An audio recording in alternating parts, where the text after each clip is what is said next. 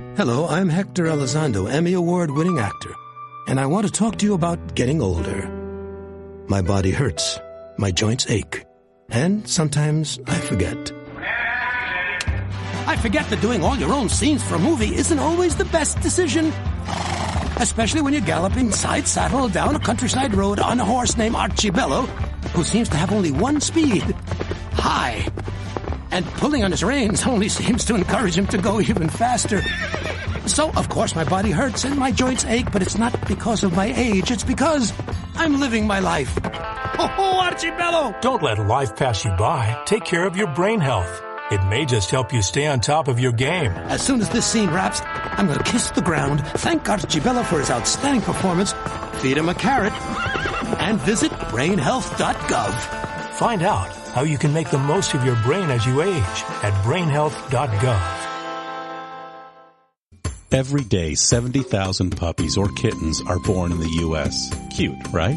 Well, what's not cute is that half of all litters are accidents. And when a kitten has a litter of oopsies and a puppy has a litter of uh-ohs, pretty soon you have thousands and thousands of OMGs. And that leads to millions of pets being killed in shelters each year. But if 80% of people with pets say they believe in spaying and neutering, then what gives?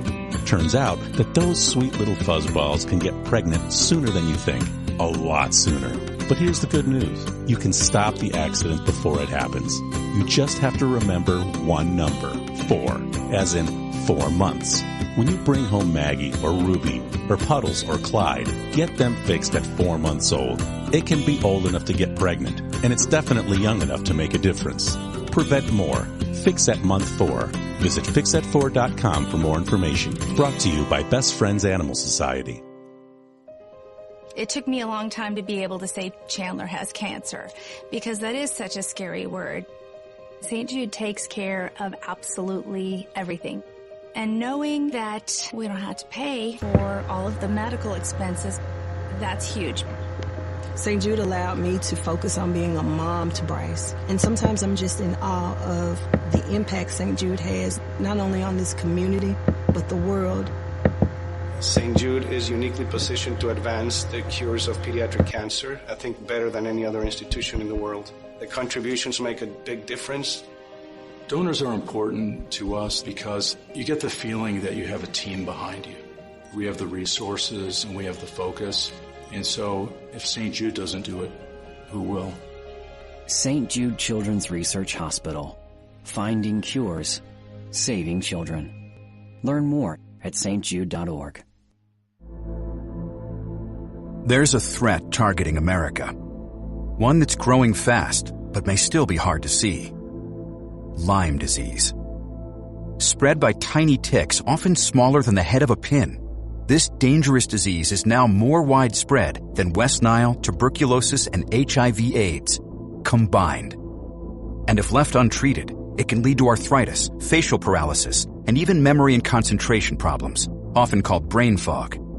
As the threat of Lyme disease grows to more than 300,000 projected cases each year, it's time for us to target Lyme disease. That means checking for ticks when you've been outside, even in your own backyard. It means seeing a doctor if you experience the symptoms of Lyme disease, which can include joint pain, flu-like symptoms, fever, fatigue, or sometimes a bullseye-shaped rash. Set your sights on stopping Lyme. Learn how you can target Lyme disease at targetlyme.org. We're here early before they wake up.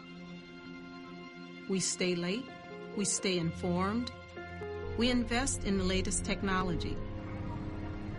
We take the time to train the next generation of doctors and nurses. We work together to make sure we heal their bodies and their minds. We do this not because it's our job, but because this is about our veterans' lives. This is our mission. More than 300,000 of us working as one, together with families and loved ones.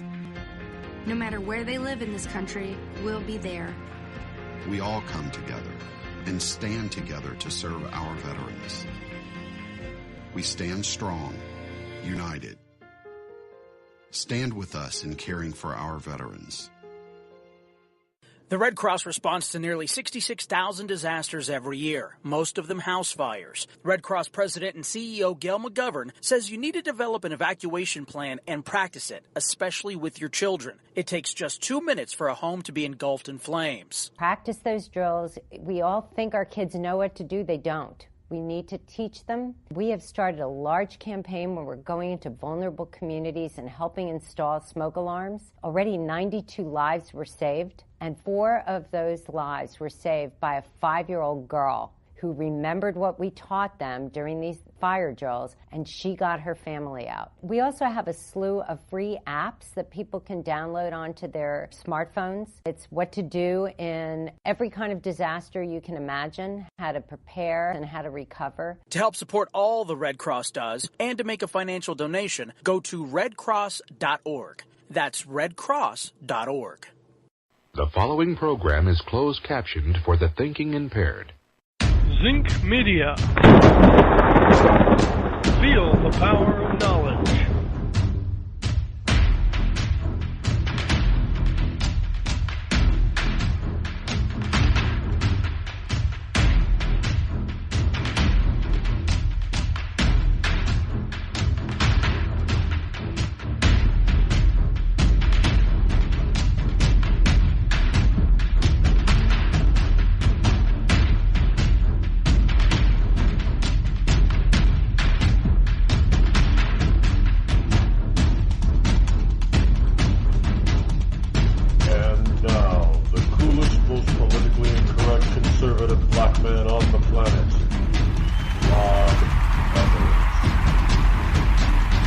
Good Monday morning to you, one and all. Monday, January number 15 in the year of our Lord 2018, as we kick off a very busy broadcast week, I'm sure. I mean, everybody's probably heard now what happened in Hawaii.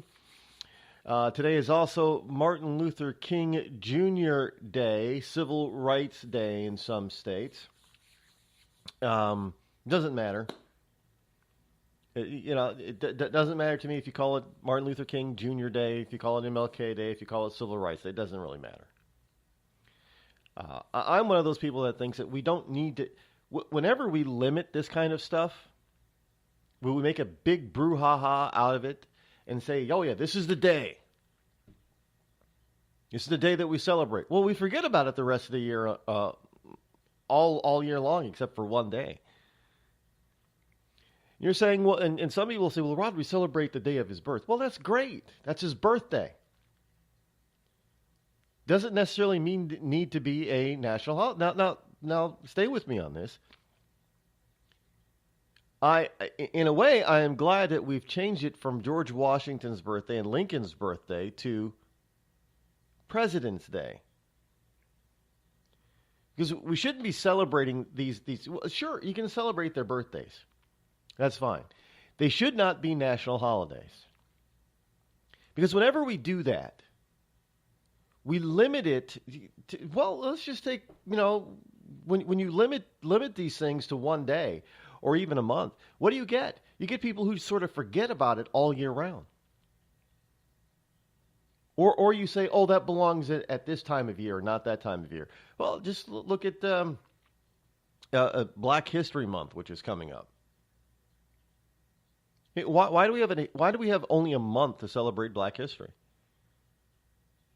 I mean, it's only worthy of a month? Why shouldn't it be? Why should it not just be history?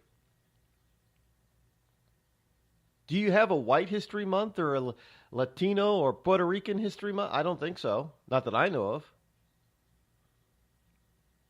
Well, it's to celebrate the contributions that blacks have made to America and to the world. Well, isn't that part of history? Period. It's not based on color. But no, so we have a Black History Month, so everybody feels good about it, especially on the left. Oh, we're celebrating the African-American contribution to our history. It's just history. I mean, history is what history is. I know some people say, well, there's good history and there's bad history. There's good history and there's bad history. Not really. History is just history. It is, you should not, and look, when you find, well, when you find out some new evidence about history, you shouldn't be afraid or ashamed to or resistant to changing history to make sure that it remains truthful. Not rewriting it to fit your narrative. Just tell the facts of what happened. Not what you think. One of the things I find interesting is how people interpret stuff. And this is where we need to get rid of all this interpretation. Stop trying to figure out what Martin Luther King meant and what Martin Luther King said. There's plenty of stuff out there that's recorded and plenty of stuff that he's written that you don't need to interpret. You can just go out there and do it and get what he actually said and him describing what he exactly means. There's plenty of it out there. And the reason why I bring it up is because the other day I went and I found a new song. I've been watching these, all these drug commercials and, on TV with all their plethora,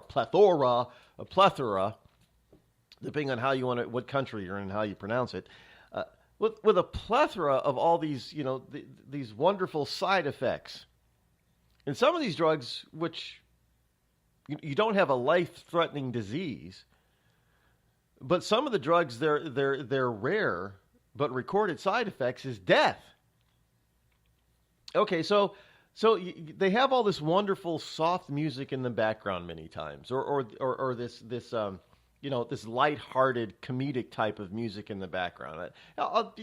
Just to sort of lighten the mood because they're advertising a drug.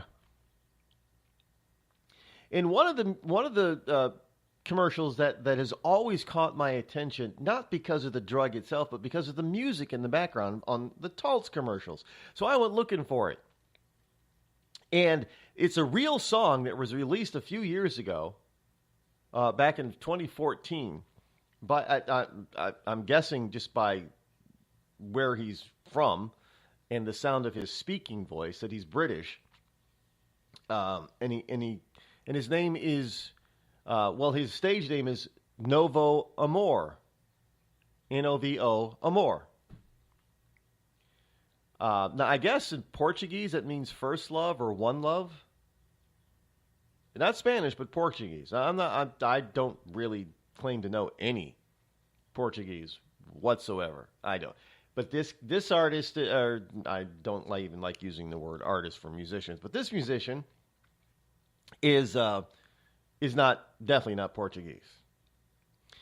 He's British, and everybody says that he has this angelic voice. Well, it's kind of like he sings in a falsetto. I'm guessing it's falsetto. But in any case, the name of the song that Taltz uses in its commercial, actually, when I went looking for it and I found it, it's a beautiful song. It really is. And frankly, the lyrics have nothing to do not fit the Taltz commercial. So I'm just scratching my head as to why Taltz would use it if it among all the wonderful songs that could possibly be out there that might fit what their drug does for people, because this song doesn't fit that. And the interesting thing is that, it's not about the message in the song. It's about the sound. Well, wait a minute. Isn't that what we're getting about history? It's not about what actually happened in history. It's about how somebody wants to interpret it or make it sound. Because it's, hey, if you interpret history this way, it sounds good to everybody. But if you interpret history the absolute correct way, everybody flips out. To put it in colloquial terms, people lose their shit. Speaking of shit, shithole.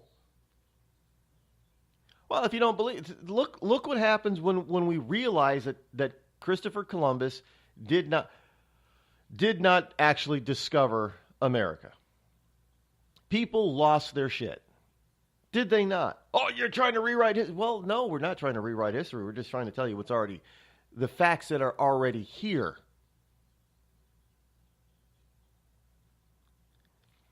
You know, and I've always, when I was taught that in school, I always scratched my head and said, well, weren't there Indians here before Columbus? Yes, there were, but they didn't discover America. Well, they were living here. I was one of those kids that used to ask questions and used to get, chastised. I would ask questions, and you know what the teachers would say during teacher-parent conference? Rod has a problem with talking too much. I kid you not. I used to get and then I started shutting up. I did. By the time I got in 4th and 5th grade, I shut up. This is what's going on a daily basis. People rewriting and forcing history down people's throats. What really happened? We don't know because we're not being taught it. So when somebody says, well, this is what actually happened, people flip out. You ever notice that? People flipping out when they learn the truth about something? They don't want to accept it. Well, I'm sorry, but the truth is the truth. It doesn't care if you like it or not. And if you have a teacher, if you have a child in the school and the teacher says your kid talks too much, I would question the teacher. Because I'm going by my own experience. What that teacher might be saying was, your kid asked too many questions.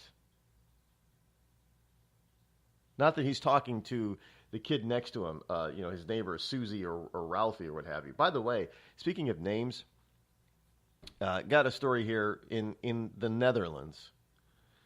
Don't call it Holland. Some people are getting really upset that people call it Holland. It's not Holland. It's a colloquial term. Slang term. It's not Holland. It's the Netherlands. The most popular name in the Netherlands is various derivatives of the name Mohammed. 2017, the most popular name in the Netherlands. Now, you can't get more white than I've always said this. Nobody's disagreed with me. When it comes to being white, you can't get any more white than Nordic countries like Norway, Sweden, Finland, the Netherlands. You can't. There's just no way. That's the whitest of white. So in one of the whitest of white countries that there possibly can be on this planet, the most popular boy's name last year, 2017, was a Middle Eastern brown person named Mohammed. Now, do you think that the Dutch or the Netherlanders are running around naming their kid Mohammed? No, they've got other problems. And I got a story here about Canada immigration, too. You want to talk about hypocritical crap. Everybody in this country talking about how mean Trump is for not letting people. Wait till you hear this story that I have about Canada. And wonderful, the good-looking Prime Minister Trudeau. By the way, the Canadians are starting to say that Trudeau has a secret bro crush or bromance with Donald Trump. I'm not kidding. He seems to be turning a little bit, and Canadians are starting to scratch their head about this.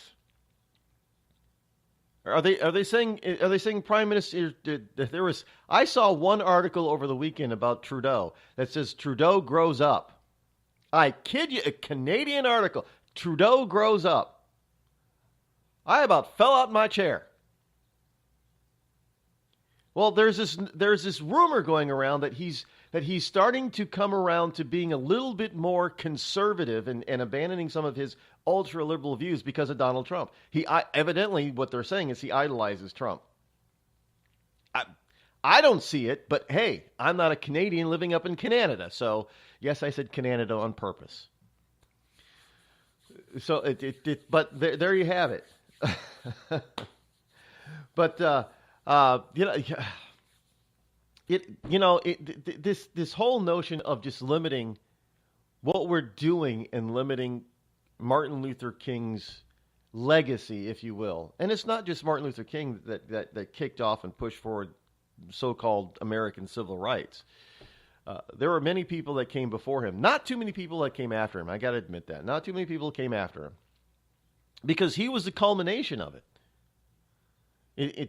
Now, I'm going to make a devastating comparison here for the left. And some people are going to flip out. I'm not saying that Martin Luther King is God. But notice that there was a lot of prophets, a lot of people talking about God. A lot of people trying to get people to walk the path of God. And then Christ came. And there was nobody after that because he was the culmination. Now, I'm not comparing Jesus or Martin Luther King to Jesus, not in any shape or form, but I am telling you that there is a similarity behind the story, the whole complete story. We had a lot of people leading up to Martin Luther King, and then Martin Luther King was the culmination of it because what did we get with him? We got the actual passage of civil rights. Didn't need it. We shouldn't have needed it, but evidently, there were some people on the left back in the day that needed to be told once and for all, that you can't do what they've been doing for so many years. So Martin Luther King was the culmination. So there was no real need for anybody after him. We always hear people talk about, well, there's no real leader in the black community now. Well, because we weren't supposed to need one. It wasn't supposed to be a black leader. It was supposed to be a human leader. Because Martin Luther King was all about getting rid of color, was he not? The content of a man's a character, not the color of his skin. So therefore, if that's what he was after, if that was the culmination of civil rights, if that was what he was preaching about, then there was no need for an African American or black leader. Period. No need for one. So why is it that we have a month dedicated to one particular ethnic group called Black History Month? Because you've got people on the left who are still poking at the differences between people. And the biggest difference that everybody sees, first off, is skin color. It's just out there. You can't hide it. So this is the problem with having a birthday, because now everybody's going to... I just go online, you see all these people talking about Martin Luther King, and some people disparaging him, some people making fun of him, most people, just waxing poetic about how wonderful he was and love. I get that, but why are we only doing it once a year? So the left can manipulate it. I'm not making it up, folks. I'm not telling you a lie. His birthday is there. So, listen, when you had some states who say, well, there is more than just Martin Luther King. If you're gonna honor him because of civil rights, how about we honor everybody and just call it Civil Rights Day? The left flips out at that suggestion. Why? Because it's easier to manipulate one particular person who's the icon of the whole movement. And trust me, that's exactly what they're doing right now. They're just as they manipulate Black History Month, just as they manipulate Christmas. They manipulate everything and try to bring it into their fold. And then if you don't like it, then they call you a racist, a bigot, a homophobe, sexist pig. You're listening to me, your lovable host, L. Rod, here on the Rod Eccles Show. We've all heard of male enhancement, but now there's an expert on true male enhancement in the areas that really count. In Herb Ellis's book, Husband 2.0, Real Male Enhancement, you'll find answers to questions like, why doesn't she want to have sex? A quick start, quick results workout guide, plus what you can do as a side hustle to make money now. With all the great tips in this book, every man can benefit. Get the book, Husband 2.0, Real Male Enhancement, on Amazon.com.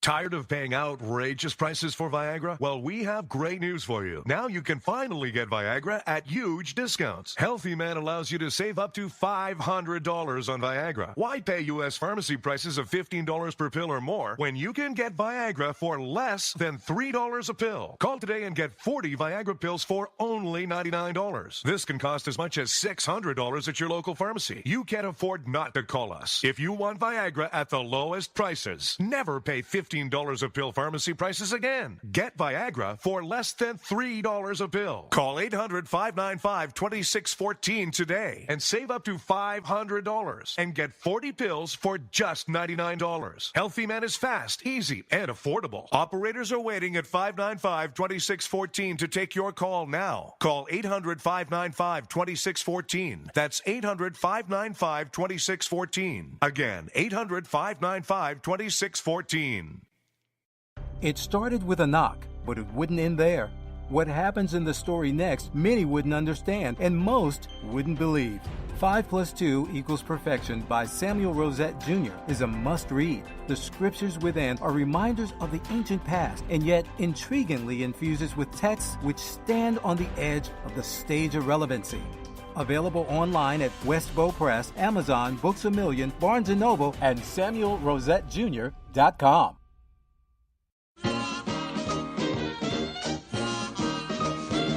Around the town when folks are snacking, Bell's the brand, you'll find them packing. the great taste tells. If it's Bell, it's swell. At parties, dinner, or when you're lunching, Bell's the brand that gets you crunching. the great taste tells. If it's Bell, it's swell. The potato chip that's made today is fresh today to be crisp today. So dip away, eat them any old way, and let the chips fall where they may. In the bag or boxed in the pack, Bell's the one that keeps you coming back. 'cause great taste tells. If it's Bell, it's swell. Bell, swell.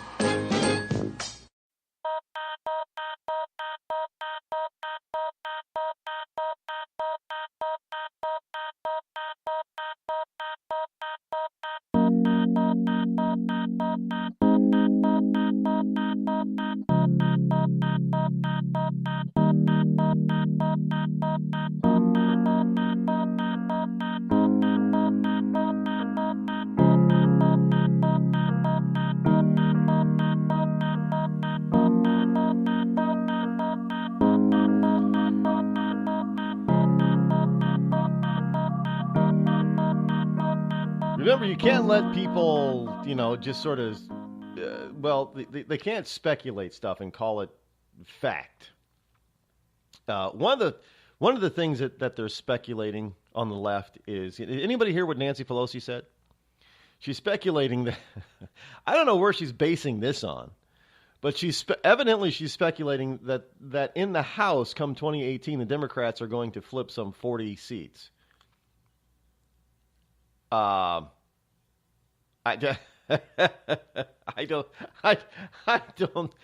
don't know where she's getting that kind of speculation from. Look, I am not saying that what she says could not be an accurate prediction, and that's only because of how the Republican GOP is treating Donald Trump. Now, until they come around. Now, it very well could be that some of these 40 people that she's talking about are never Trumpers or anti-Trumpers. That is highly possible that they could be defeated if they're not retiring already from saying they're not going to run for re-election in 2018. It is highly possible that they could be defeated. It probably primaried right out of office before they even get to November elections. So. In a way, she might not be completely wrong. I'm just saying. Not saying that 40 seats are going to flip, but we could see a change in 40 seats. Now, in her world, because there's only two parties. There's only Republicans and there's only Democrats, and the rest of you are just Neanderthals that need to be taught a lesson. Now she could be. That's what she could be mentioning or meaning. That there's just going to be 40 incumbents are not going to return in 2018. That's highly possible. Not going to lie about that. But I do not think that that's exactly what Nancy Pelosi was referring to. she's. So I did hear somebody else talk about Nancy Pelosi, too, and they called her the Walking Dead. Well, she does kind of look like a zombie, does she not? She definitely sounds like one of late.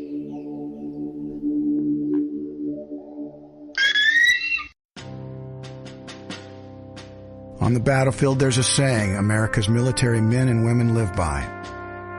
Never leave a fallen warrior behind. Ever.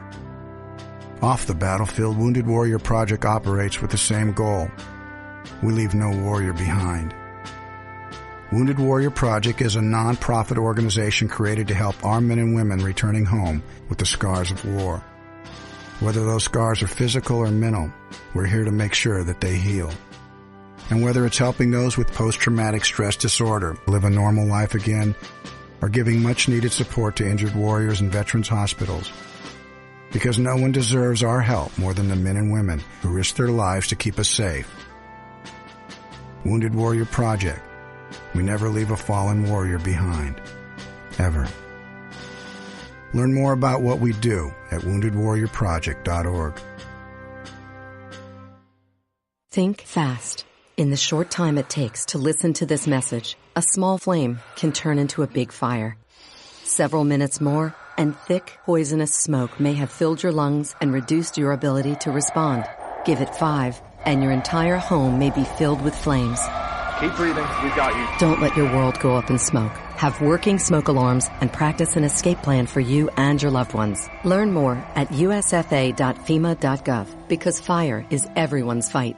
Have you mixed your pain meds, your sleep meds, your allergy meds? Call the Poison Helpline. Has your child eaten a tube of toothpaste, a chip of paint, a wild mushroom? Call the Poison Helpline. Have you been bitten by a spider, a snake, an insect? Call the Poison Helpline. Poisonings can happen at the home, on the job, or in the great outdoors. Call the Poison Helpline first for fast, free advice from medical professionals. Call 1-800-222-1222 anytime, anywhere. 1-800-222-1222. Save the number, save a life. Brought to you by the U.S. Department of Health and Human Services. Hi, I'm Hillary Duff.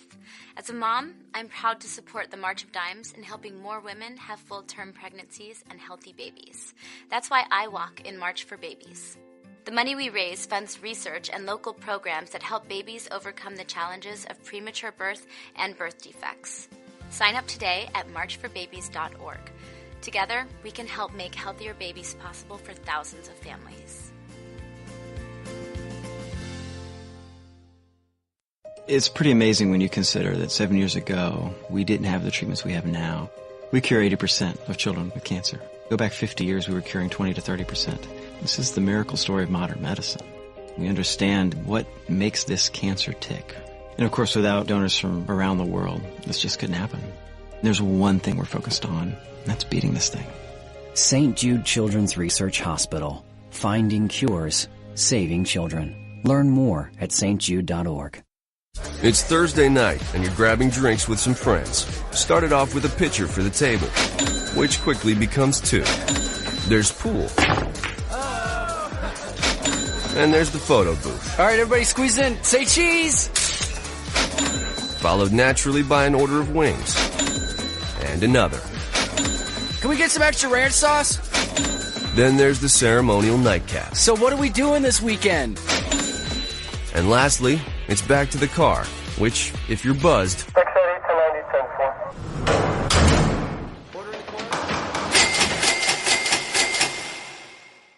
could be the most expensive night of your life. Getting pulled over for buzz driving could cost you around $10,000 in fines, legal fees, and increased insurance rates. Nothing kills a buzz like getting pulled over for buzz driving, because buzz driving is drunk driving. Brought to you by the National Highway Traffic Safety Administration and the Ad Council. America's wounded warriors are coming home. After serving on foreign shores, these brave men and women are returning to their families and communities. Many have wounds you can see, and many have wounds you can't see, like post-traumatic stress disorder. Now that these warriors are back home, they are ready to enter the civilian workforce. To help, Wounded Warrior Project has developed the Warriors to Work program, a career counseling service that helps warriors translate their military experience to the civilian workplace. These extraordinary men and women bring proven world-class job skills and a unique perspective on teamwork to the job. And to ensure the right warrior finds the right job, Wounded Warrior Project works with employers to find just the right match. When you hire a wounded warrior, you hire an intelligent, talented, and committed new employee. Contact Wounded Warrior Project at findwwp.org. Welcome home the brave.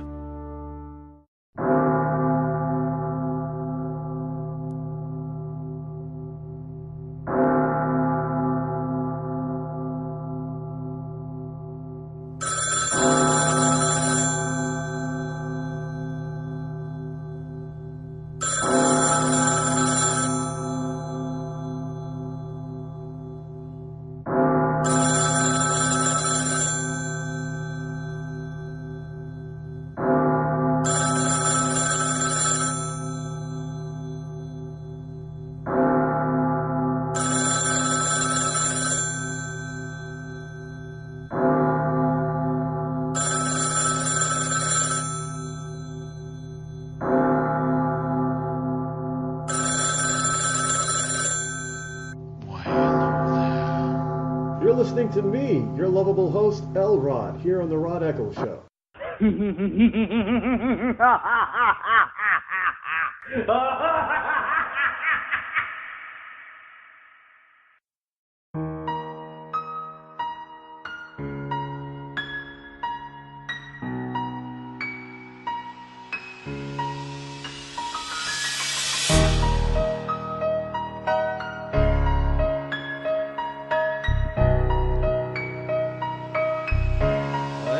Welcome back. Here it is right here in my currently cigar nicotine stained fingers, the story about the names over there in wonderful Netherlands. And you're probably saying, well, who the hell cares about the Netherlands, Rod? This is a show about America. Well, no, it's a show about freedom. And it doesn't matter where it comes from or where it is, and this particular story shows how even in the Netherlands, you got people who are willing to hide the truth from the population, in order to further their own agenda up there, and understand that even though the Swedish government is still behind this whole immigration stuff, just like in the Netherlands, the people are getting a little bit tired of it, and they're noticing the difference, and they're not buying all this crap. But here in the Netherlands, in the number one boy's name in 2017, according to a story that was printed in the Netherlands, and I cannot say the word for boy's name, Jongensnamen, top 20 Jongensnamen in 2017, and next to it is top 20 Meisjesnamen. Is that how you pronounce girl? A girl in up there is, well, they have a very difficult language, which is gives rise to the Icelandic language, which is considered to be the most difficult language on the planet. It is not English; it's Icelandic. I mean, the average length of a Icelandic word is about 20 letters long.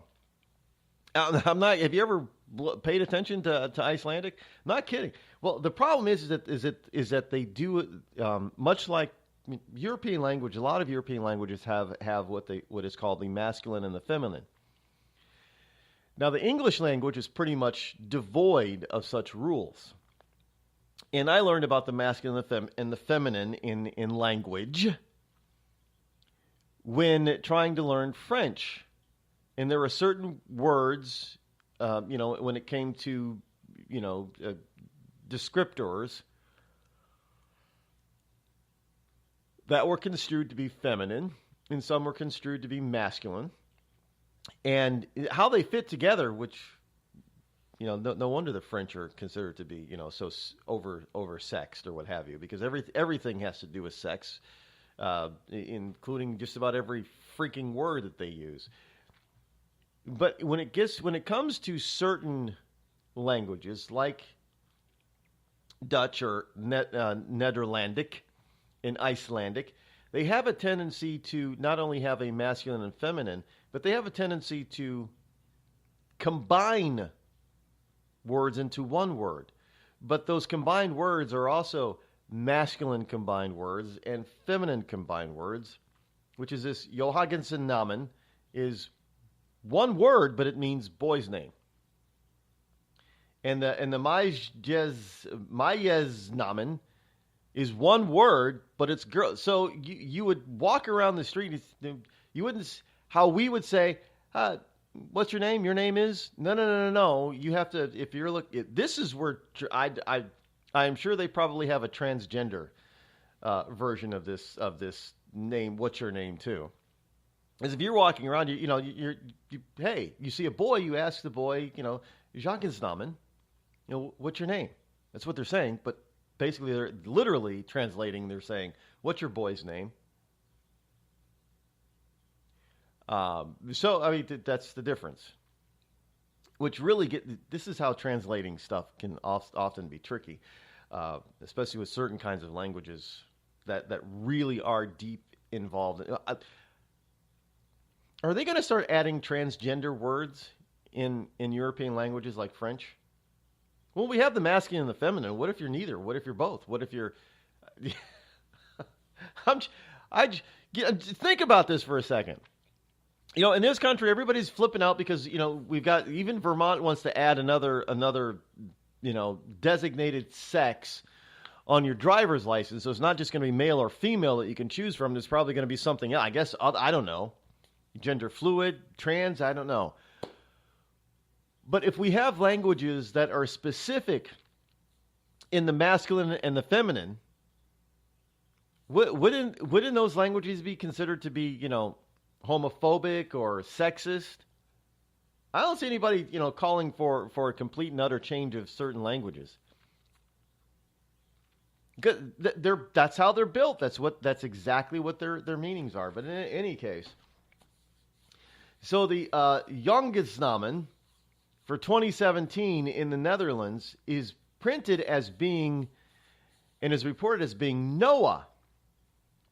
But there are some journalists up there in the Netherlands that are saying, whoa, ho, ho, ho, ho, not so fast.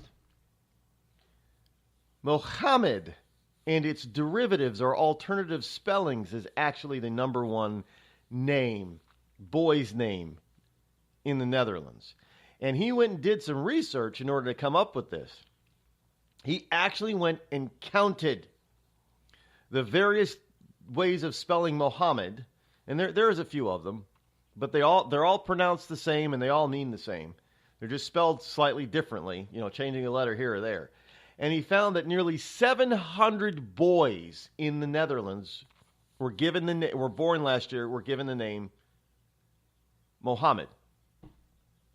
Now, again, do you think any of the white, Netherlanders are running around naming their kids Mohammed? No, because the Netherlands is being inundated with refugees and immigrants from the Middle East, who are thus bringing in not just their names, but their beliefs, which is Islam. They're Muslim. And this is what they're changing the country noticeably. And the Netherlandic citizen, everyday citizen, is feeling that, and they're not liking it.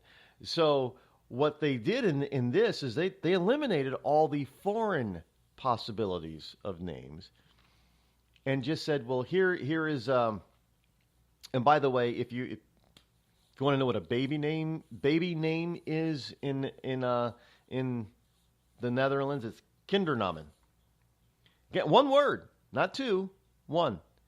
So how confusing is that? So you've got Jagensnamen for boys and Meisjensnamen for girls and Kindernamen for baby. I guess you would say Jangens Kindernamen. What's your baby boy name? I don't. Would that be one? That's how they get words that are like 50 letters long. They don't separate words. They just combine. That makes it difficult to learn. Really, it does. It makes it difficult. But in any case, you have They're saying that the top 5 names are Noah, Sem, Lucas, Finn, and Dan. D-A-A-N. We would, I guess it's a derivative of Daniel, but Dan, I guess that's how you pronounce it. And for girls, it's Emma, Tess, Sophie, Julia, and Anna. No mention of what the real top female name is in the Netherlands. He just did a study to try to find out what the boys were, because that's more important anyway when it comes to Muslims and Islam. Is the boys are the important thing, right? Because girls in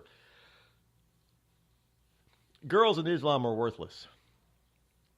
Well, they really they are. They're just property. You know, they're there to do. And if this offends you in any way, well, don't blame me. I'm just telling you the truth.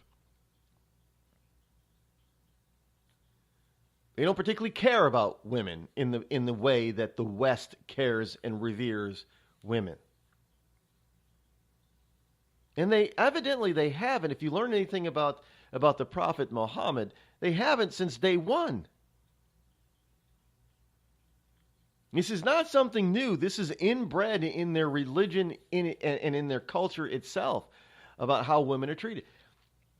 And this whole, this is why this whole notion about, Hillary being such a powerful female and for female rights and women's rights all over the world, which is a bunch of BS, because she ponies up to the bar and cozies up next to these wonderful Islamic people who do nothing but deprive women of their natural freedoms, and they're very depraved when it comes to female rights.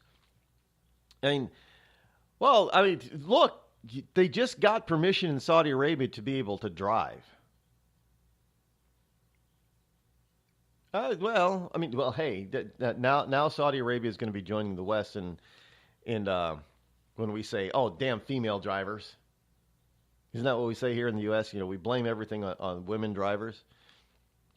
They didn't have that excuse over there in Saudi Arabia because women weren't allowed to drive. Now they are. They're modern. They're modernizing, and women get to drive in Saudi Arabia now. Now, I don't know how soon you're going to see a bunch of women on the roads in Saudi Arabia, because it really trickles down to the family household. Is the headmaster in the house, the head honcho male, is he going to allow any of the females within his household to drive? Probably not. Most of them are probably going to opt to prevent their women, their wives and daughters, from getting behind the wheel of a car. But legally they can. But this is the type of thing this is the type of belief and notion that is being exported to nations that are construed as being very open-minded and liberal to female and women's rights in human rights, and they're being thrust backwards in time. Well, you have some people who think, well, if they come here, we're going to teach them our ways. And that's not... Is that happening in England, by the way? No, it's not. Just the opposite. These people do not give in to Western culture. Not at all. And in fact, they're forcing, wherever they go, in big numbers, they're forcing Western culture to accept them the way they are, and to actually accept some of their belief systems and put it in practice in their government. Sharia law courts, anybody? Hey, we should be able to have our Sharia law court. Well, that's not really compatible with our law system. We'll change your law system and your legal system to allow it. And some countries have done it.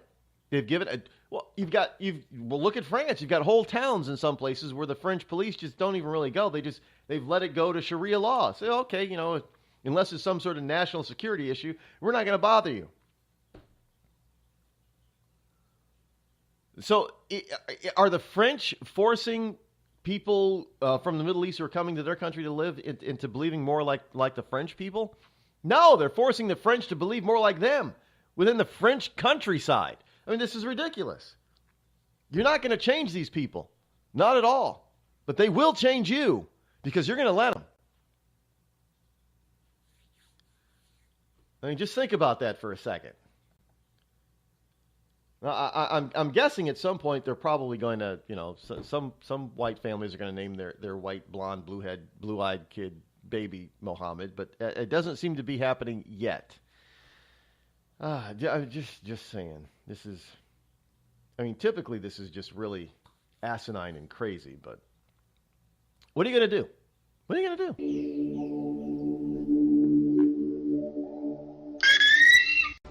Hello, America. It's me, your history. I remember a time when we thumbed our nose in a king's face, sent him packing. And when fascists and emperors talked a little bit too loud, we showed up, tore their cities to the ground, and then rebuilt them just to prove we could. We put men on the moon, we won a Cold War, and we elected fearless leaders who led fearless people. What the hell happened to you, America? Back in my day, we didn't elect a big-eared community organizer. We punched him in the kidney. Maybe it's time you came home, America. Home where you belong.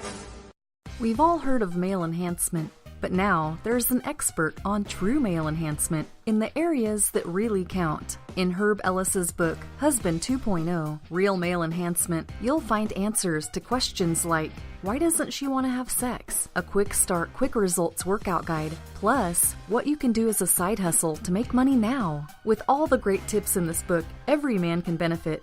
Get the book, Husband 2.0, Real Male Enhancement, on Amazon.com. Tired of paying outrageous prices for Viagra? Well, we have great news for you. Now you can finally get Viagra at huge discounts. Healthy Man allows you to save up to $500 on Viagra. Why pay U.S. pharmacy prices of $15 per pill or more when you can get Viagra for less than $3 a pill? Call today and get 40 Viagra pills for only $99. This can cost as much as $600 at your local pharmacy. You can't afford not to call us. If you want Viagra at the lowest prices, never pay $15 a pill pharmacy prices again. Get Viagra for less than $3 a pill. Call 800-595-2614 today and save up to $500 and get 40 pills for just $99. Healthy Man is fast, easy, and affordable. Operators are waiting at 595-2614 to take your call now. Call 800-595-2614. That's 800-595-2614. Again, 800-595-2614. It started with a knock, but it wouldn't end there.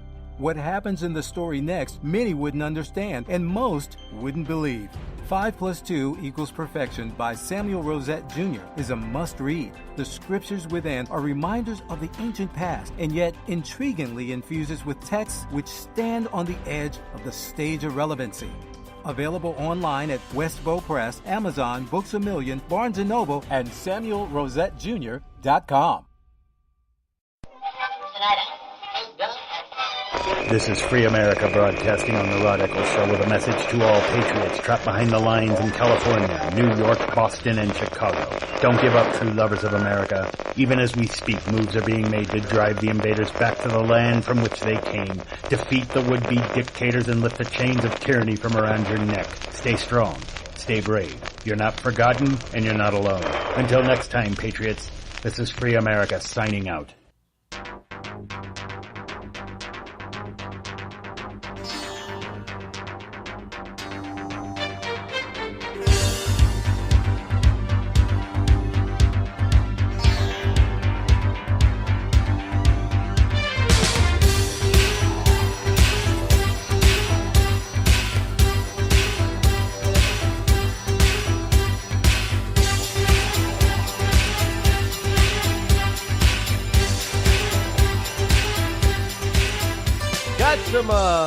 Got some new video coming out this week, so you should pay attention to that, as well as we might be doing another experimental broadcast here towards the end of the week. Trying to mirror or marry some live video with the actual live program.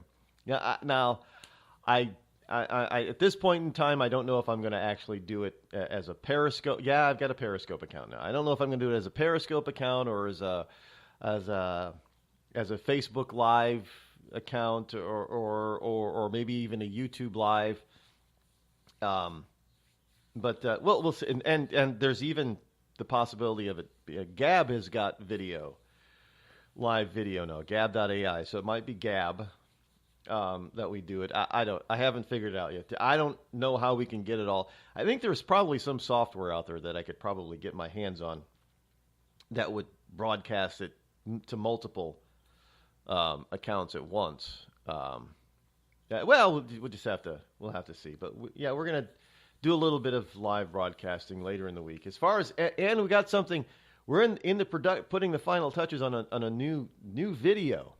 I know I keep saying I'm going to post some more of the Drive with Rod. I've got them all backed up here, pun intended, that I got to start posting. But something new as well that we're going to put out there. And it's going to, well, let's just say that it's tentatively being called Dummy and Strand. Yeah. It's going to be a duo, but not the kind of duo that it's going to be me and somebody else on video, but it's not who you would think.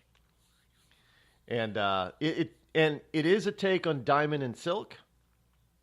It isn't making fun of Diamond and Silk, but it is a take on Diamond and Silk. And it might be a little bit fun. I don't know if we're going to do this as a weekly thing or if this is just going to be a one-off. I'm not a comedian, but this is actually pretty funny. So that you might be able to screen that later this week as well. So yeah, I like teasing people a little bit with this stuff. This is all part of expanding the website presence. And we've got some other announcements coming with we're working on a couple of new websites that will be tied into rodeccles.net. And when those get announced, you will see why that they are tied into the. And yeah, so we're moving it. We're working on a lot of stuff here. We're trying to move forward and definitely trying to bring home the fact that we support Donald Trump and what he's doing, because he's the guy that we hired to do what he said he was going to do, and he's trying to do it. And the rest of you, in Congress, you're supposed to be there to do our bidding, and obviously our bidding is the Trump agenda, and it's more than half the country. So you people that say, well, the entire country isn't behind Trump. Well, the entire country wasn't behind Obama either, but you guys seem to get behind that with no problem. As a matter of fact, when it came to certain parts of Obama's agenda, the vast majority of the country was against what Obama wanted.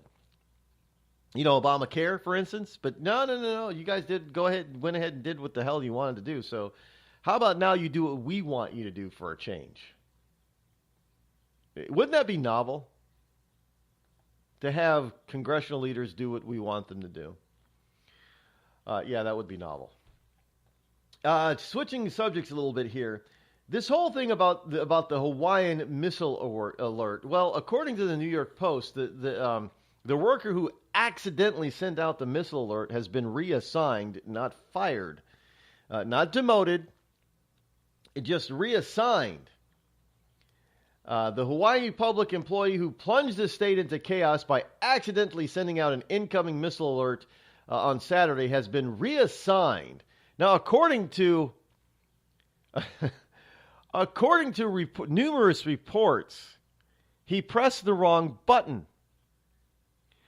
Now, correct me if there's a single button that one can press to send out this kind of alert? Really? Well, no wonder liberals are afraid that Trump's afraid to give Trump the nuclear button, because they actually think that that there's a button, kind of like the big Staples button, that all he has to do is press the button and every single nuke that we have gets fired off. But see, that's not the way it works. But evidently, according to multiple stories from different sources, multiple sources in Hawaii, that's exactly how it works. One button. But there was no button to resend it. No button to say, oops, just a test, or oops, sorry. No, it took them nearly 40 minutes to correct the issue. Why does it take when somebody makes a mistake, nobody pays attention? Are you telling me that nobody's paying attention at all to what comes out of these emergency broadcast plays? Nobody's paying attention to anything? Then how would they possibly know to send out a warning or an emergency text or whatever they call it if nobody's actually paying attention to what's going on? It took them 40 minutes to fix the issue. 40 minutes. Well, technically it took them 38. Close enough. I like to round up. The unnamed emergency department worker will not be fired because he made an honest mistake, said the Hawaii Emergency Management Agency's spokesman Richard Raposa, as he reported to the Washington Post. So he's not going to be fired. Nope, not fired. Not at all. You're listening to the Rod Eccles Show. Let truth be told. And now, a message from the American Migraine Foundation. It's an absolute nightmare. I was terrified. It was like your head's going to explode. Migraine is a disabling disease. Just all of a sudden couldn't see. Migraine has ruined my life. Absolutely terrifying. There's pain that does not stop. It's a throbbing, pulsing, banging, hammering feeling in your head. 36 million Americans suffer. I started getting migraines around 5 years old. Just takes over everything. I feel trapped by migraine. It hurts like my head's gonna fall off. And the whole world around you stops. My world has gotten small. You feel like the world's closing in on you. There's nothing you can do. I had spent a year housebound. It's like you're trapped in your head. There's no escaping it. You can't leave your body. Don't suffer alone. Make your move against migraine. Visit AmericanMigraineFoundation.org to find help, learn more, and get connected.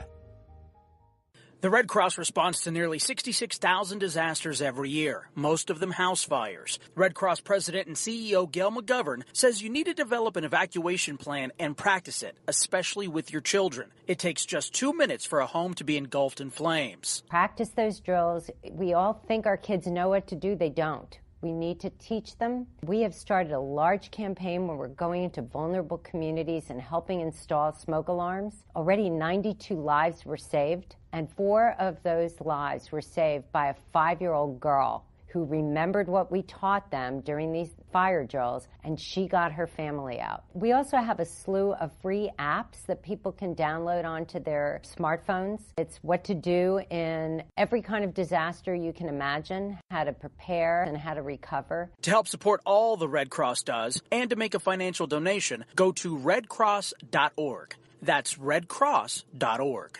See that cute little dog in the pet store window? Chances are it came from a puppy mill. A breeding facility that forces caged, neglected, and often sick dogs to churn out puppy after puppy to be sold for profit. Meanwhile, millions of wonderful, healthy pets end up in animal shelters. This leads to the killing of more than 9,000 by the end of today. But with one simple choice, you can help. Just by deciding to adopt instead of purchase your next pet. Animal shelters are full of amazing pets looking for a home. When you adopt your new best friend, not only are you saving a life, you're taking a stand against puppy mills. When your friends see the smart choice and impact you've made, they adopt their next pet and share with 5 of their friends, who share with 5 more. Before long, thousands get involved. Pet stores stop selling dogs from puppy mills, and even more lives are saved. And with your help, we can save them all. Visit bestfriends.org/puppymills to learn more. Were you born from 1945 to 1965? People born during these years are 5 times more likely to have hepatitis C. But most people don't know they are infected. So even if you try to eat right, exercise, and take care of yourself, you can still have hepatitis C, a serious liver disease that often has no symptoms. In fact, people can live with hepatitis C for decades without feeling or looking sick. But over time, hepatitis C can cause serious health problems, including liver damage, liver failure, or even liver cancer. Getting tested is the only way to know if you're infected with hepatitis C. That's why the CDC recommends everyone born from 1945 to 1965 get a blood test for hepatitis C. Treatments are available that can cure this disease. So talk to your doctor about getting tested. It could save your life. A message from the CDC. It's Thursday night, and you're grabbing drinks with some friends. Started off with a pitcher for the table, which quickly becomes 2. There's pool. And there's the photo booth. All right, everybody squeeze in. Say cheese! Followed naturally by an order of wings. And another. Can we get some extra ranch sauce? Then there's the ceremonial nightcap. So what are we doing this weekend? And lastly, it's back to the car, which, if you're buzzed,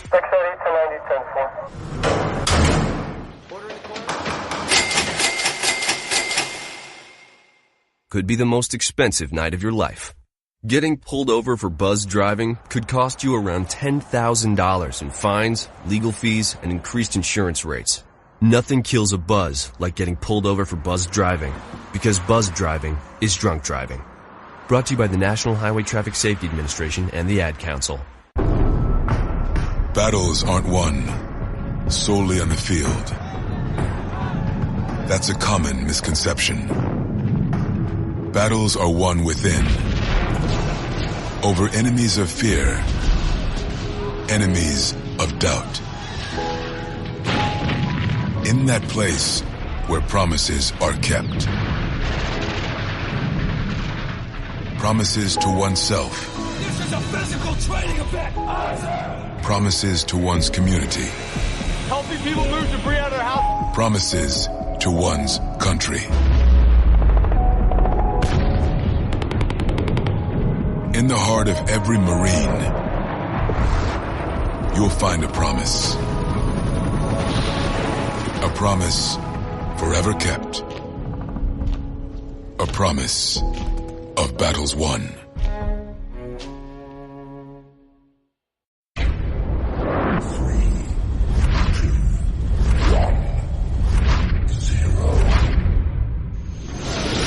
Let's rock this joint! Zinc Media. Feel the power of knowledge.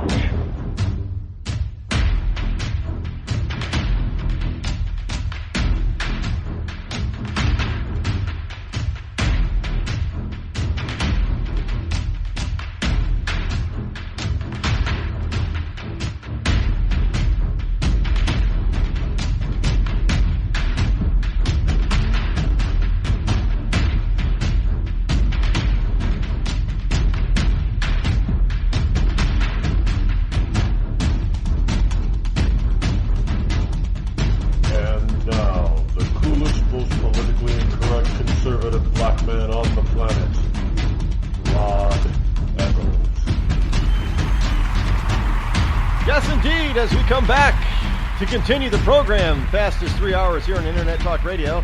I am your lovable host, Rod, coming to you live from the Bunker Eye Studio, which is located somewhere within the great granite state of New Hampshire.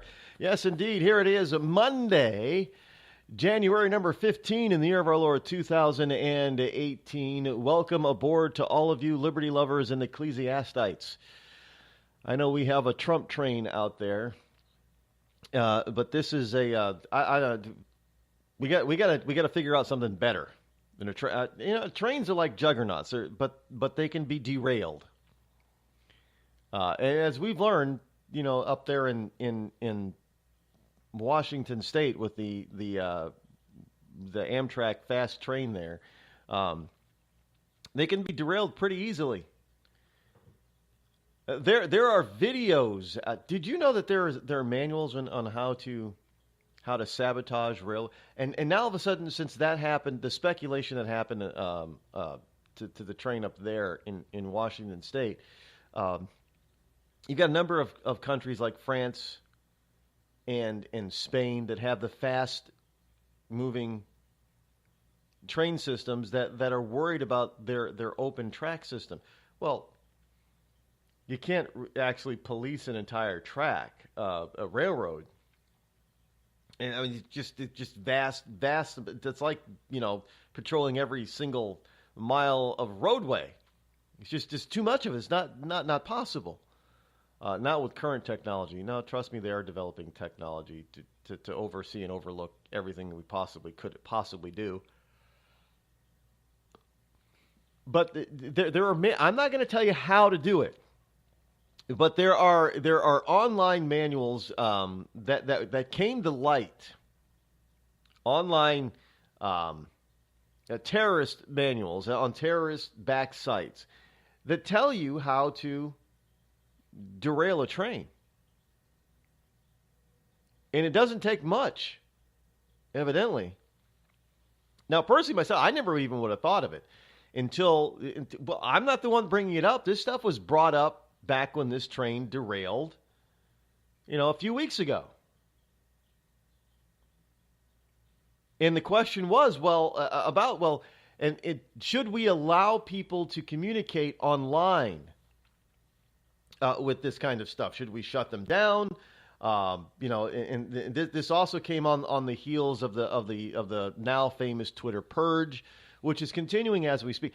Folks, now I have mentioned this before, but I am watching, not that I can do anything about it other than report it, but I am keeping a close eye on the number of people that I follow.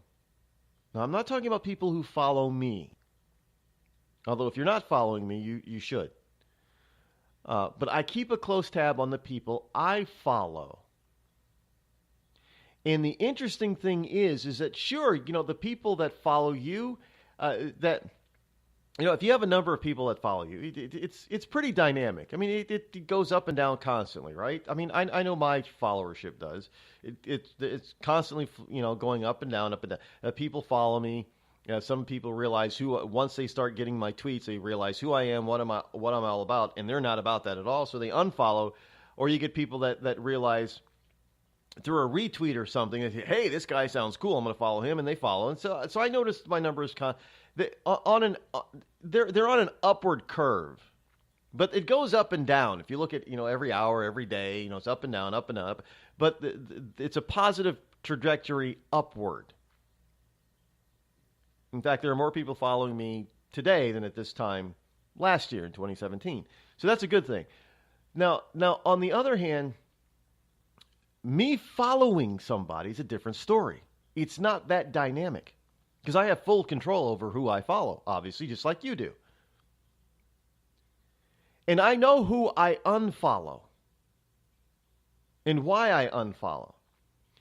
Now, the problem is that I can look at the numbers and see, well, wait a minute. I didn't unfollow anybody today, so why are my unfollow numbers, or why am I following numbers down?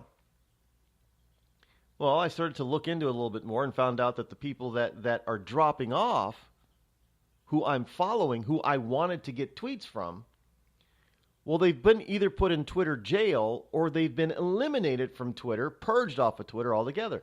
And I'm down, not by my own hand. I mean, me, as in my own hand would mean me actually going in and not following or unfollowing somebody. Not by my own hand means that I had no control, and it's not by people blocking me because these people would not block me. Because they're just as conservative or more conservative, or at least on the, or they're a Trump follower like I am. A Trump supporter, I should say. So why would they unfollow a fellow conservative or fellow Trumpster? Well, normally people wouldn't. I'm down more than 50. Now you got to ask the question, what the hell is going on over on Twitter? Well, it's called the Twitter purge, and it's real, folks. It's really real. And if you should probably keep track of it. Now, again, just having this information, knowing it, there's nothing. We don't own Twitter, so we can complain about it all we want, but there's nothing we can do about it other than move to a different platform. But by keeping track of it, we can say this is not anecdotal evidence that we have that people are being pushed off of Twitter. We can actually see the numbers. Now, who these people are exactly, I don't know. I mean, some of them, I know some people are saying, well, they're bots being eliminated. Well, I'm not following any bots. And in fact, I'm making damn sure that I'm not following. I am personally whittling down the number of people that I follow because I want to see more tweets from people who I'm really interested in getting tweets from. And those people are being, I use software that locks these people that I want to keep in place. Now, the only thing that keeps them from, it means unless I unlock them, I cannot accidentally delete them. The only way they can go bye-bye is if Twitter takes them out. You know, they can eliminate. Twitter can put a lock on them and say, you know, put you in Twitter jail or what have you, or eliminate their account altogether, just delete them. And that's the only way that, unless I go in and physically press a button to unlock them, they can't go anywhere. As a matter of fact, even if a person that I put on lock using this software, put on lock, if they block me, I get a notice. This account has blocked you from viewing future posts. And it asks the question, do you want to unsafe list them? And of course, somebody blocks me. Yeah, I'm going to say unsafe. Yeah. Not going to do me any good to keep them around. So it's not me accidentally getting rid of people, because there are days when I don't do anything with Twitter at all, and the number of people that I follow has dropped. So that's what made me go and look and to see what Twitter is actually doing. It's fascinating stuff out there, folks. Now, speaking of fascinating, the governor of Hawaii pledges changes after false alert about inbound missiles. Now, folks, I'm not making fun of people reacting to what they thought was. This is kind of like anybody. Well, none of us. I don't think there's probably anybody alive, unless they're really, really old, that remembers the wonderful on the radio space invasion. Oh, geez, now I can't think of the actor's name. One of construed with, Rosebud. Anyway, fantastic, considered to be a fantastic actor in his day. They did a radio program, but it was fiction, obviously. But people, it's back in the day, it sounded like it was a real news program, and people went crazy over it because they thought it was actually happening, that aliens were actually invading the Earth. And it got so bad where some government officials forced them. I don't know what type of law that they were using to force them to do this back in the day, but they basically forced them to rescind everything that they said. This is just a work of fiction. There is no actual invasion, in order to calm down the hysteria, because people were actually flipping out. And this is what happened in Hawaii. I mean, they were tossing kids down storm drains for crying out loud. Now, this just goes to show you how inadequately prepared the state of Hawaii is and was at the time to deal with such a potential catastrophe.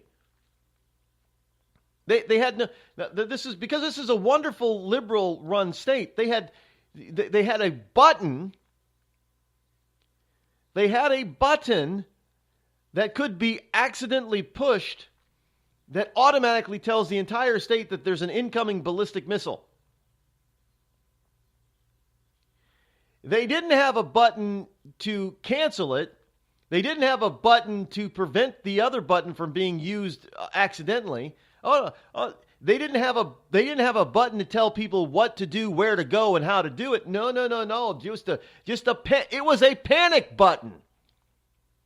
The liberal state of Hawaii had a panic button. Somebody pushed the panic button. Hawaii went into a state of panic, and nobody's getting fired for it.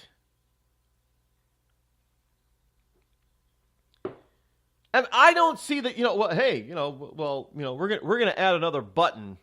This is according to reports, this is how they're going to fix the problem. They fix the problem. They're going to reassign the employee who mistakenly pushed the wrong button and sent Hawaii Honolulu into a state of panic.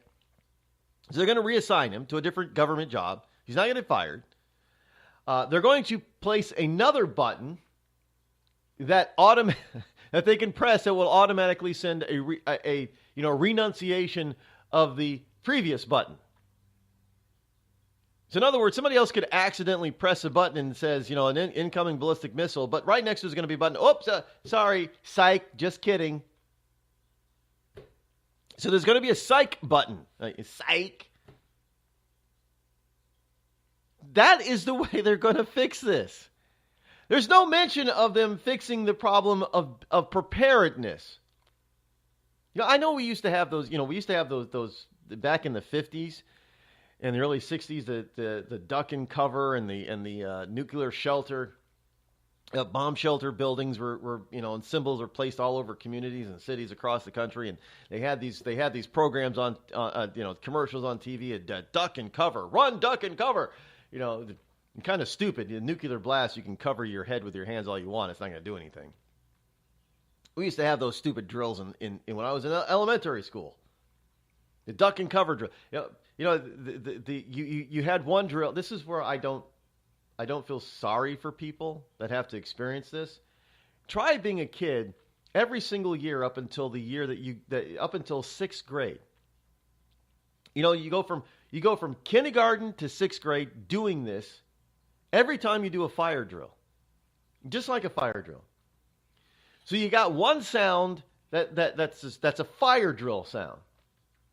And everybody knows what that is, what that was like in their school. Fire drills, you orderly, it's supposed to be in an orderly fashion. You exit the schools at the nearest exit. Everybody's leaving. And you're not supposed to really be talking or anything. You're just supposed to concentrate on what you're doing, get out the building as quickly and as orderly as possible. Well, then you have the nuclear bomb drill. Totally different sound. And in that particular drill, you don't exit the school in an orderly fashion. Oh, no. You run out into the hallway, put your head up against the wall, lean like you're, like a Muslim prayer position, with your head up against the wall or lockers, covering your head with your hands and sticking your ass up in the air, and that's supposed to protect you from a nuclear blast. I'm not kidding you. This is what military school kids went through every single time, just as often as we did, every year, just as often as we did a fire drill. And people wonder, well, why don't you have any sympathy? Because for 6 freaking years, this is what I went through. This is what every military brat on any military base or military paid-for sponsored school system went through. What's a military-sponsored school system? Well, it's a public school system that the military sends from the base sends their kids to and pays them a whole hell of a lot of money to do it. We actually had one of these drills. One time we actually did a drill in high school. I was a freshman. And once during my freshman year, we actually did a bomb drill like that. And I'm thinking to myself, what the hell are we doing? Well, for some reason, somebody thought because the military kids from the Air Force base in the town that were going here, that they had to do, some newbie thought they had to do this at the high school level. They didn't. But he pushed the button, everybody's like, well, what do we do? I'm like, well, I know what that sound is. We're supposed to, I don't know if this is a test, but we're supposed to go out in the hallway and stick our asses up in the air and put our head down against the locker. And that's what everybody was doing. I wasn't the only one. Everybody there were teachers that remembered it, and they said, this is what they were doing. For whatever reason, I have no idea. You want to talk about a potential panic? Hey, well, it didn't even hit the news, but can you imagine? High school in lockdown because of bomb scare panic. They thought nukes were coming. This is the kind of stuff that happens on a daily basis. Well, at least it used to happen on a daily basis. Well, you had to live under this during the nuclear threat of the Soviet Union. And yet, believe it or not, you've got some jackoffs out there who are another movie star opened her mouth. I used to love Jamie Lee Curtis. Now, I don't know if this is a real account or not, or if it's a fake account. She hasn't come out and said anything if it's a fake account. Blaming Donald Trump for the mishap in Hawaii. Yeah, blaming Donald Trump.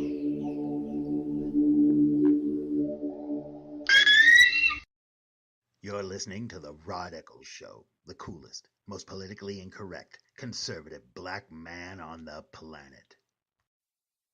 Tired of paying outrageous prices for Viagra? Well, we have great news for you. Now you can finally get Viagra at huge discounts. Healthy Man allows you to save up to $500 on Viagra. Why pay U.S. pharmacy prices of $15 per pill or more when you can get Viagra for less than $3 a pill? Call today and get 40 Viagra pills for only $99. This can cost as much as $600 at your local pharmacy. You can't afford not to call us. If you want Viagra at the lowest prices, never pay $15 a pill pharmacy prices again. Get Viagra for less than $3 a pill. Call 800-595-2614 today and save up to $500 and get 40 pills for just $99. Healthy Man is fast, easy, and affordable. Operators are waiting at 595-2614 to take your call now. Call 800-595-2614. That's 800-595-2614. Again, 800-595-2614. We've all heard of male enhancement, but now there's an expert on true male enhancement in the areas that really count. In Herb Ellis's book, Husband 2.0, Real Male Enhancement, you'll find answers to questions like, why doesn't she want to have sex? A quick start, quick results workout guide, plus what you can do as a side hustle to make money now. With all the great tips in this book, every man can benefit. Get the book, Husband 2.0, Real Male Enhancement, on Amazon.com. It started with a knock, but it wouldn't end there. What happens in the story next, many wouldn't understand, and most wouldn't believe. 5 + 2 = Perfection by Samuel Rosette Jr. is a must-read. The scriptures within are reminders of the ancient past, and yet intriguingly infuses with texts which stand on the edge of the stage of relevancy. Available online at Westbow Press, Amazon, Books A Million, Barnes & Noble, and SamuelRosetteJr.com. You know, a couple of weeks ago, a long-haired young person came into our bank and said to me, I bet you won't lend me money to buy an electric guitar. Well, he was making $100 a week, and he was over 18, and I said, I bet you I will lend you money to buy an electric guitar. And I did. So what happens? The punk gets busted for possession of dangerous drugs, and we're out $350. There's one thing about kids nowadays. You don't have to give them credit. Universal Bank. We trust you. About as far as we can throw you.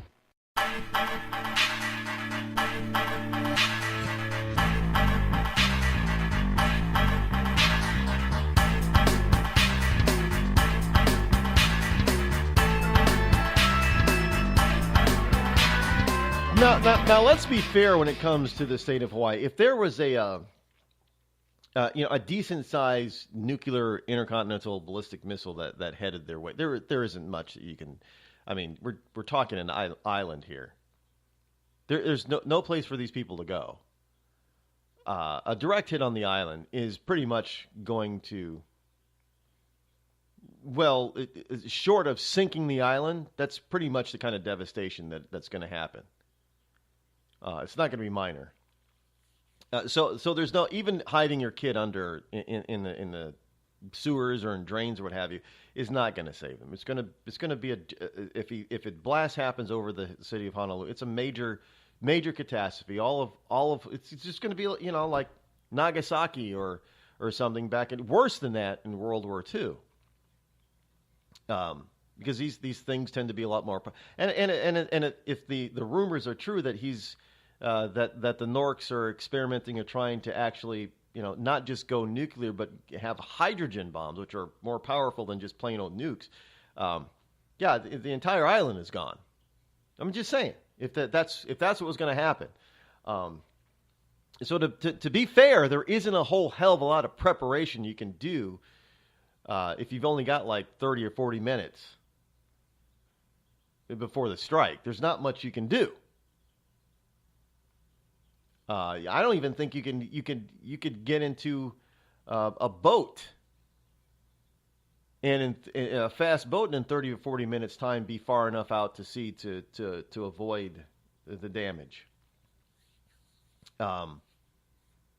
So there's just no. But to blame Trump for this? I mean, seriously, think about this. Because How do they even get nukes in the first place? Is nobody blaming a previous administration for allowing this jack-off up there in North Korea to even get the nukes anyway? Oh no, we're gonna blame a guy who calls them out on it. So in other words, they're agreeing that you've got some child who's the who's the leader of a nuclear potential country who gets triggered by words. Really? Seriously? Think about that for a second. Dad, we need to talk. Can we just enjoy the drive? If you're not going to listen to me, who will we listen to? Jeffrey. Marcia Gay Harden, what? Eyes on the road, Dad. What are you doing? What are you doing in my back seat? How did you get in here? You're getting older. Not that old. Your brain's changing. It's natural. Yeah, that's what I was saying. Honey, I've got experience with this. Jeffrey, brain health is all about making the most of your brain as you age and helping to reduce some of the risks to your brain. Really? Now that's interesting. So, you'll talk to her about this, but not me. Marcia Gay Harden? Where did she go? Learn what you can do to help keep your brain healthy at brainhealth.gov. She didn't say goodbye. I mean, I would have. Visit brainhealth.gov.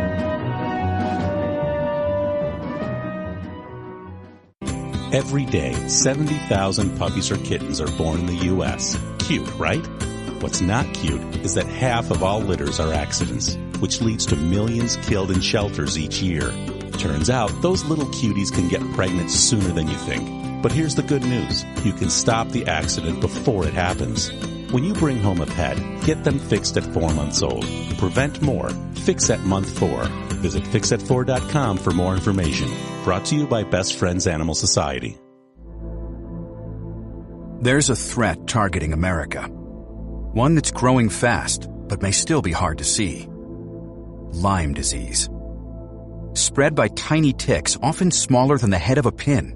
This dangerous disease is now more widespread than West Nile, tuberculosis, and HIV/AIDS combined.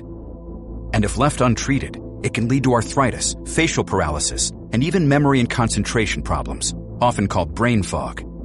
As the threat of Lyme disease grows to more than 300,000 projected cases each year, it's time for us to target Lyme disease.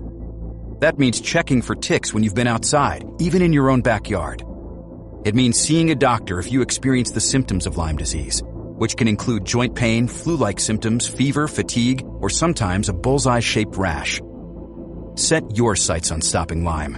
Learn how you can target Lyme disease at targetlyme.org. Battles aren't won solely on the field. That's a common misconception.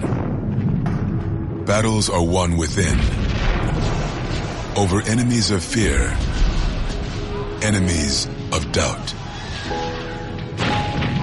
In that place where promises are kept. Promises to oneself. This is a physical training event. Promises to one's community. Helping people move debris out of their house. Promises to one's country.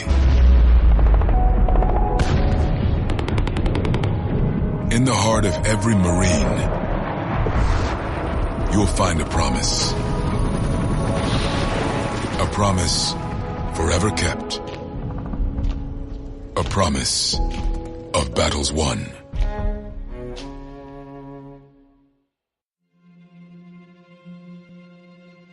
We're here early before they wake up. We stay late, we stay informed, we invest in the latest technology. We take the time to train the next generation of doctors and nurses. We work together to make sure we heal their bodies and their minds. We do this not because it's our job, but because this is about our veterans' lives. This is our mission. More than 300,000 of us working as one, together with families and loved ones. No matter where they live in this country, we'll be there. We all come together and stand together to serve our veterans. We stand strong, united. Stand with us in caring for our veterans. Hi, this is Kelsey Grammer. When military service members head into battle, none are expected to face the enemy alone, but many return home and become isolated as they struggle with the visible and invisible wounds of war. It can be difficult knowing how to overcome that challenge and rekindle bonds similar to those formed in the military. Wounded Warrior Project supports these injured veterans through their recoveries by connecting them with fellow warriors and their communities. No one should fight this battle alone. Join us at woundedwarriorproject.org.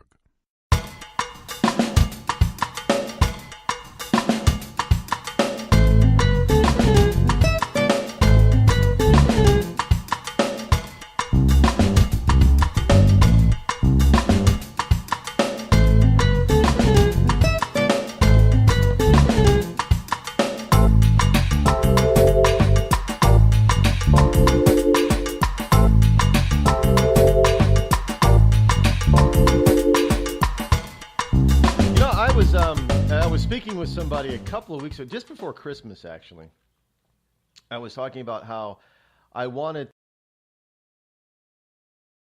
a special CD or EP, whatever you want to call it, of some of what I consider to be the best bumpers that I have from various different artists. And I said the problem was I was having, getting permission, or even in two cases, even getting a response.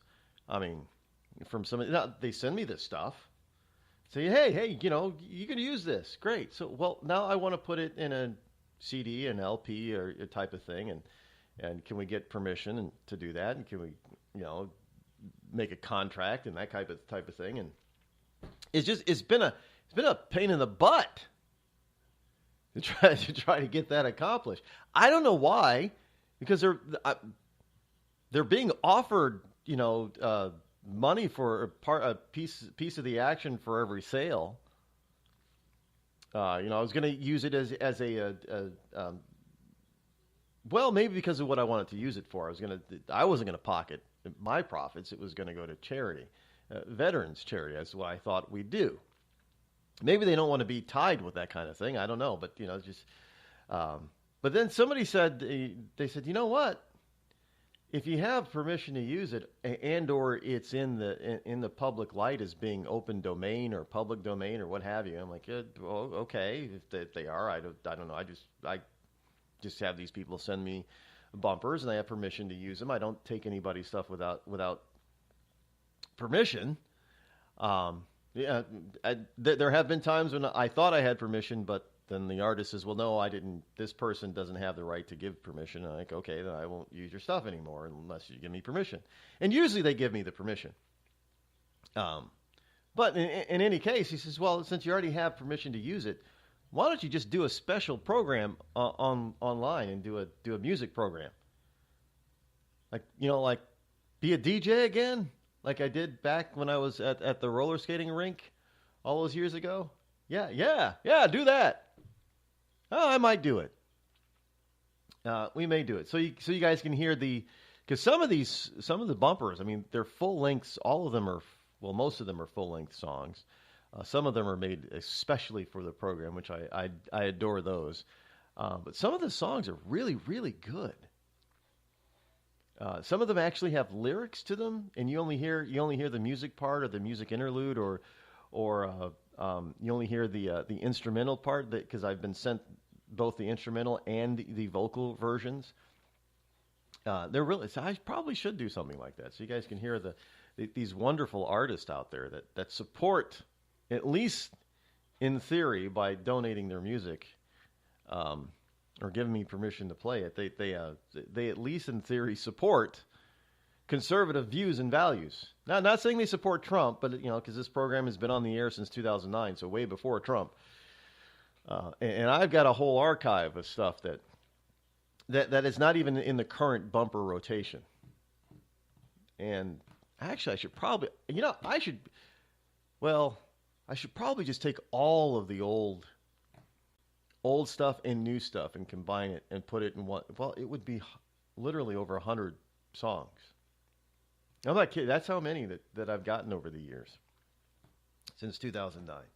Some of them I just don't play anymore. I think that doesn't mean they're not any good. I could do a nice, 4-hour. Maybe I should do them best. That would take me a while to put together a list of the top 100. Like Casey Kasem's top 40 type of thing. Top 40 bumper songs on the Rod Eccles Show. I don't. Maybe we'll do that. Heading into spring or summer or something, maybe we'll do. When everybody can get outside and dance outside and blast it, maybe we'll do it in the summer.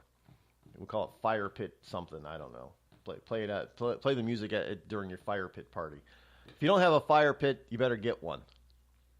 Unless, of course, you live in an apartment building, in which case, then it's not exactly practical. And speaking of fire pit, so everybody thought Hawaii was about to be turned into a fire pit. And the governor, David Ng, is that how you pronounce his name? Ige? I gotta tell, I don't think I've ever actually heard his last name pronounced. At least not by him. I-G-E. It's not Iggy. It's I-G. I don't think I've actually heard him pronounce his name. So we'll just call him Governor David. His message Saturday, hours after a false ballistic missile threat alert went out to all cell phones in Hawaii. The alert sent Hawaii's 1.4 million residents and hundreds of thousands of visitors into a state of panic for more than 30 minutes until emergency officials confirmed the message was sent in error. The cause of the alarm, so says Hawaii News Now. The cause of the alarm, a state emergency management employee pushed the wrong button. And here's a quote. I know firsthand that what happened today is totally unacceptable, and many in our community were deeply affected by this, Governor David Ige said in a news conference Saturday afternoon at the Hawaii Emergency Management Agency. So now you're literally probably going to have some people who are going to have therapy. Mental therapy of some kind because of this. And you're probably going to have some enterprising liberal people actually sue the state or that particular department for undue stress, anxiety, or other mental issues. And they're going to seek a ridiculous amount of monetary compensation. I guarantee this is going to happen. Somebody and the state is going to keep the employee. They're going to hide him away in some other useless position instead of firing him. Now, I understand that mistakes are made, and humans can make errors and make mistakes, but in this particular case, it was highly preventable.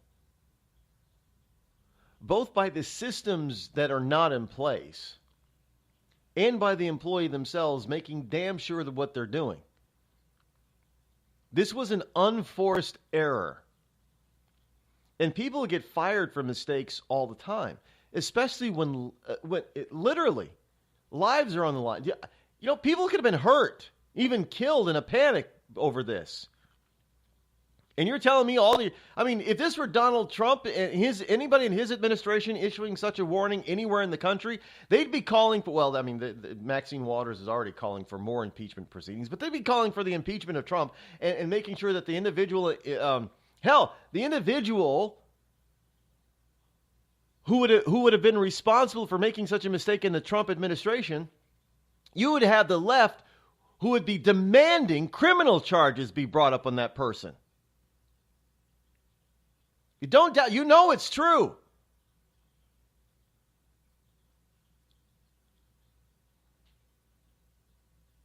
I'm sorry that the governor continues. I'm sorry for that pain and confusion that anyone might have experienced. I, too, am very angry and disappointed that this happened. What kind of a political apology is that? Hey, you know what? I'm upset, too, that this happened. How about, Governor, you weren't in a state of panic for nearly 40 minutes, thinking that your life was over? Do you realize how many people in Hawaii probably thought that that was it? It was the end. People were huddling and crying and trying to make phone calls to their loved ones as it being the last time that they were going to speak to them. People on the mainland here in the USA were getting calls from their Hawaii family, or the family members in Hawaii, saying that this was it. They were calling to say goodbye. There was incoming. It was not just the people in the state of Hawaii who were affected by this. And you're going to get up there and say, well, I'm angry and disappointed that it happened too. And we've reassigned the employee who's responsible for this. If this are a Republican, you'd say, yeah, we fired the guy.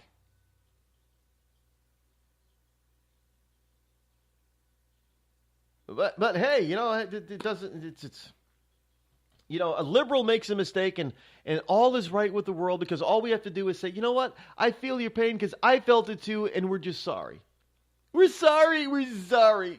Just forgive us. We're sorry. We know we could have, some people could have been killed in the panic. We know some people could have had heart attacks or medical conditions in the panic. Children could have been injured because we were tossing them down, sewer drains in order to try to protect them. It was just a state of total and sheer and utter panic. We're sorry for that. So we've reassigned the guy who caused the problem, so he won't cause that problem anymore. I mean, really. Is this the way we're gonna do things? Evidently so. So the guy has been reassigned. The governor has issued an apology, and all is right with the world. Now, I don't think that is true. I mean, if this is kind of funny. It's really maybe it's my fault because I sent out a tweet and a Gab post before this went out, before anybody knew, at least before the whole debacle over there about an incoming. I sent out a tweet. Hey, I was asking if anybody who's a fan of mine who follows me or listens to the program is from Alaska or Hawaii. Give a shout out. As being on the edge of the country. Anybody out there in Alaska? And I actually got a couple of people responding. Yeah, in Hawaii. And it's just ironic. And all of a sudden, then on Sunday, I'd get inundated. Rod, did you hear this? You see this? And people are sending me all sorts of stuff. And I'm like, what the hell happened in Hawaii? Well, I don't live in Hawaii, so and I don't keep track of things going on in Hawaii. So how would I know? And by the time something happens in Hawaii, well, what is it? It's how far behind? 6 hours? 7 hours? So if it's 6 o'clock in Hawaii, it's basically, midnight or 1 a.m. here. I mean, what am I going to keep track of Hawaii for? Sorry. I mean, I know it's part of the country, but it's just so far behind time-wise. So by the time it gets to me here on the East Coast, it's going to be the next day. And people are all in a panic about this. And like, did you hear what happened? You see what happened? Oh my God. I had some people like they were just, hyperventilating, trying to get the information to me. I appreciate it, but I just sat there in awe. I saw a news post on it on TV, and I just sat there in awe. I'm thinking, for nearly 40 minutes, these people had to go through this. Because some jackoff pushed the wrong button? Really? This is what I'm thinking. Did they even have a button for this? How many buttons do they got? And are the buttons properly labeled? And if they're literally, I don't know what they mean by button, folks. I really don't. But if they literally have a button that you just press, then why is it not covered or labeled properly?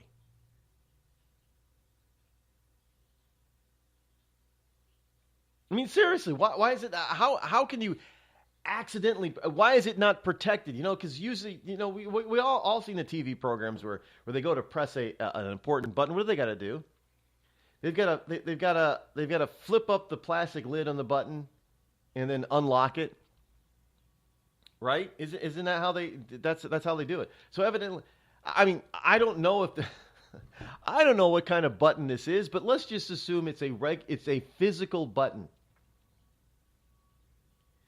So the button has to be labeled. The button, you got to flip up the plastic cover on, covering on top of it, and then you got to unlock it before you can accidentally press it. Seriously, I mean, at least that's the way we see it in the movies. Now, what if it's an electronic button?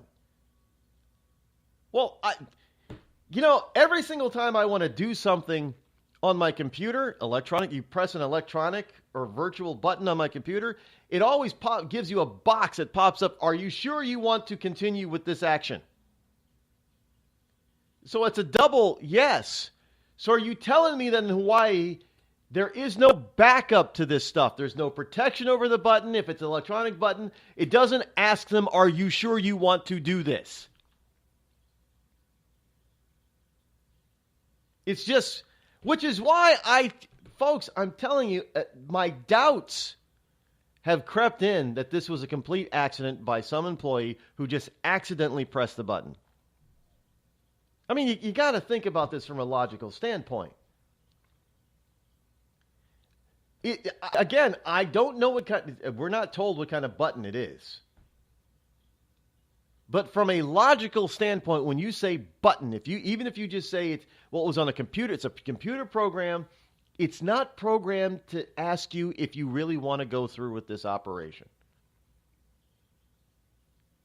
In other words, another box, you press the proverbial nuclear panic button, and another box doesn't pop up in front of you in big bold letters and say, are you sure you want to issue this alert?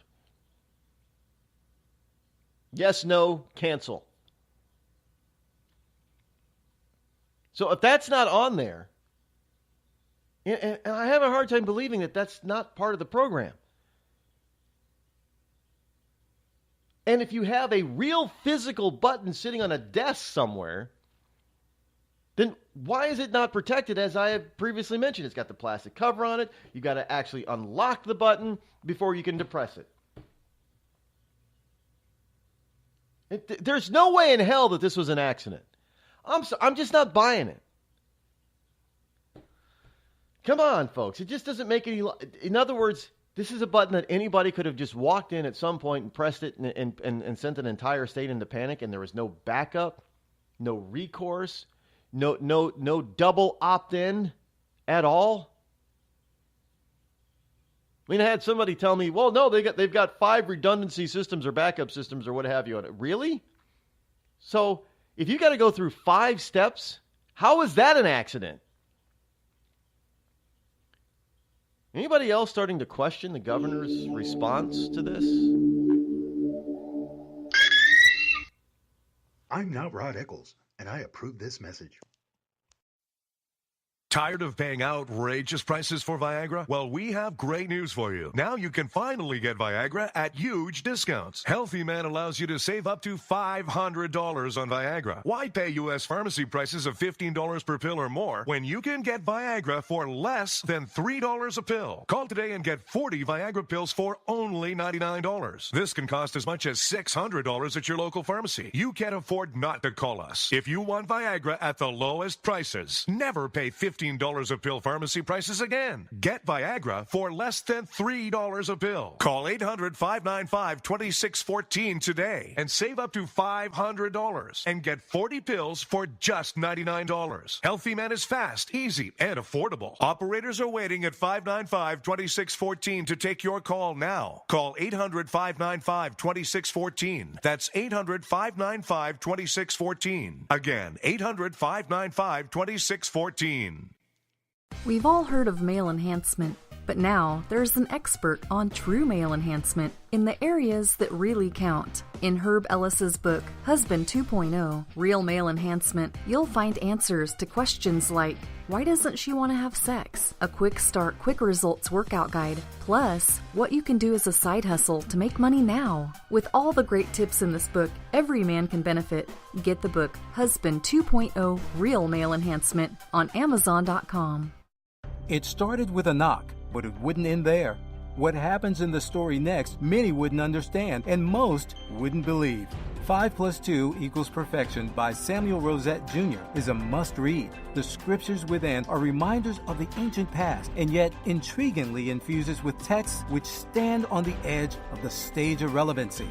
Available online at Westbow Press, Amazon, Books A Million, Barnes & Noble, and SamuelRosetteJr.com.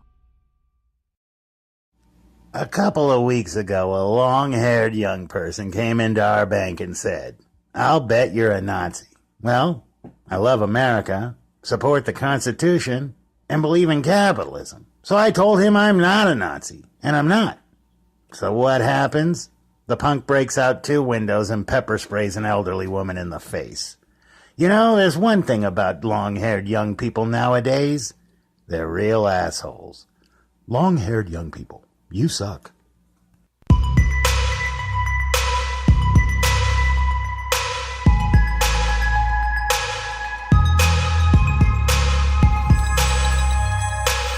I'm serious, folks.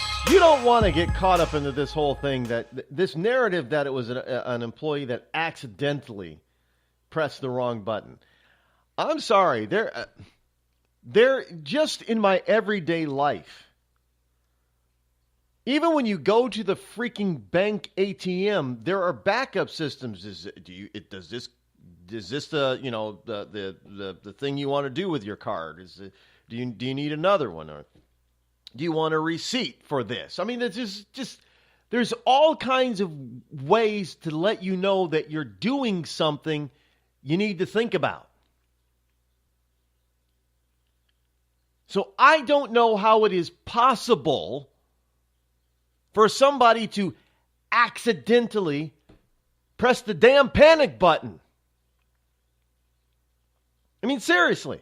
And we're supposed to just all of a sudden, I'm telling you, there's an agenda behind this. I'm not a conspiracy theorist. I'm just logical. And I understand what it takes to put in motion an emergency broadcast. Now, no, I do not know anybody personally that works for any of the emergency broadcast systems anywhere. I do know state employees. I do know federal employees. And I'm telling you now, and I have also seen how all of this stuff supposedly is supposed to work. Now, I don't know how it works in Hawaii, but I'm telling you, everywhere else that I have seen, there is a redundancy system. You just can't accidentally press a button and send out the wrong message. They've got safeguards for that. So what I'm telling you is this was not done on purpose, because soon enough, again, I don't know if it's the real Jamie Lee Curtis or not, but there's a Jamie Lee Curtis account out there on Twitter that put the blame squarely on Donald Trump. She's not the only one.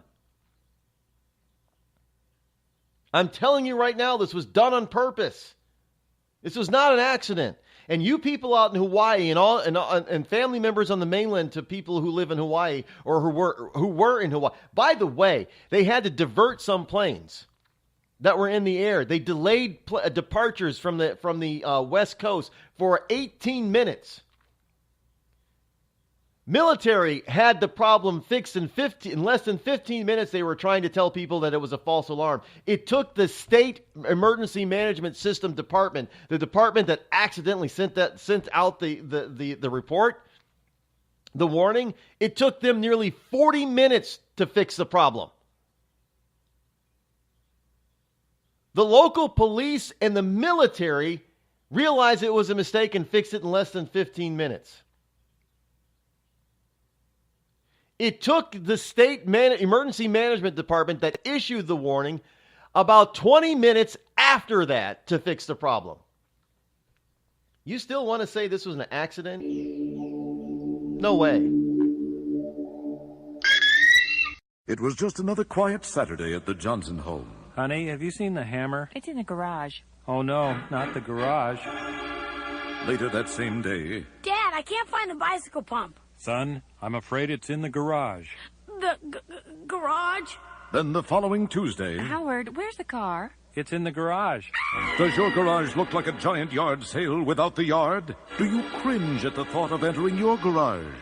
Then you need Crest Garage Cabinets. With one phone call, those wonderful folks at Crest will come out to your home, design the best combination of cabinets for you, and install them quickly and professionally before your very eyes. It's a miracle. And unlike other companies who ask for a down payment or money up front, you won't pay a penny until your Crest cabinets are installed to your satisfaction. So call Crest today, toll-free at 1-800-548-2848. That's 1-800-548-2848. And you'll never fear going into your garage again. That's ridiculous. On the battlefield, there's a saying America's military men and women live by. Never leave a fallen warrior behind. Ever. Off the battlefield, Wounded Warrior Project operates with the same goal. We leave no warrior behind. Wounded Warrior Project is a non-profit organization created to help our men and women returning home with the scars of war. Whether those scars are physical or mental, we're here to make sure that they heal. And whether it's helping those with post-traumatic stress disorder live a normal life again, or giving much-needed support to injured warriors in veterans' hospitals, because no one deserves our help more than the men and women who risk their lives to keep us safe. Wounded Warrior Project. We never leave a fallen warrior behind. Ever. Learn more about what we do at woundedwarriorproject.org.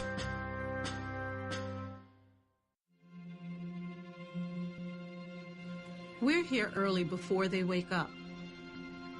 We stay late. We stay informed. We invest in the latest technology.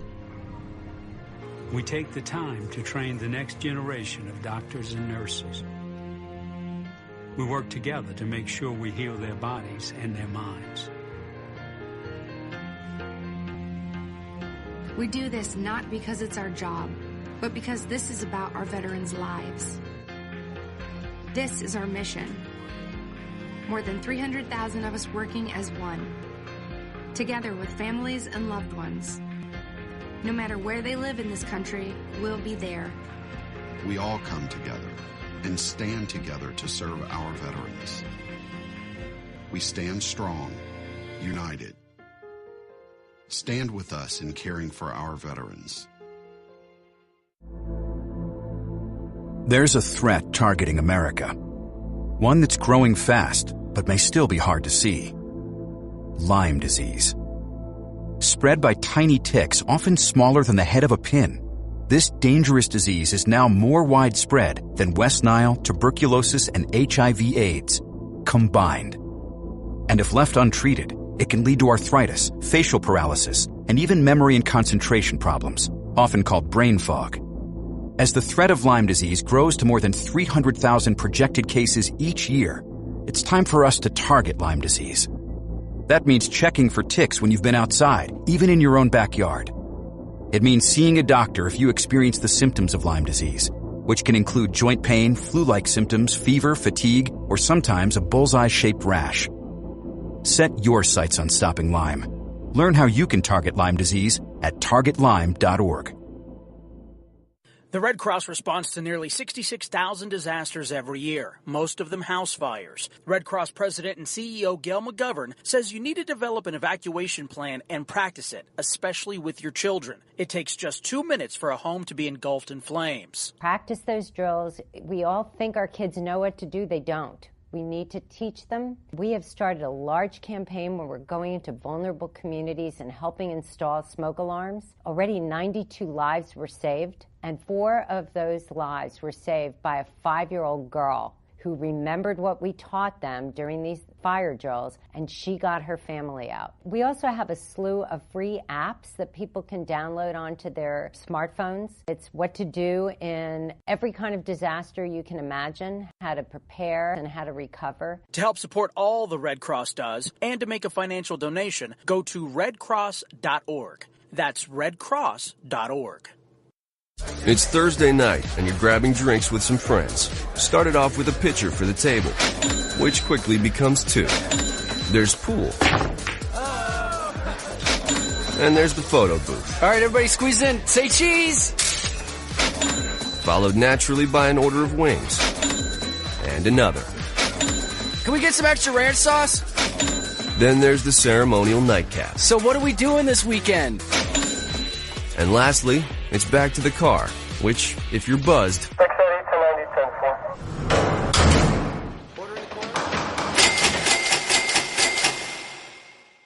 could be the most expensive night of your life. Getting pulled over for buzzed driving could cost you around $10,000 in fines, legal fees, and increased insurance rates.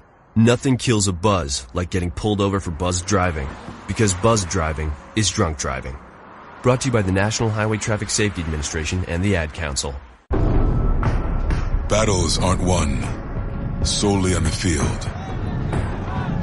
That's a common misconception. Battles are won within, over enemies of fear, enemies of doubt. In that place where promises are kept. Promises to oneself. This is a physical training event. Promises to one's community.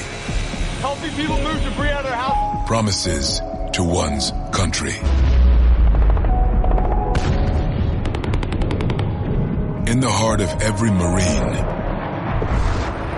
you'll find a promise. A promise forever kept. A promise of battles won. You want to know what time it is? It's time to bring the rain. Zinc Media. Feel the power of knowledge.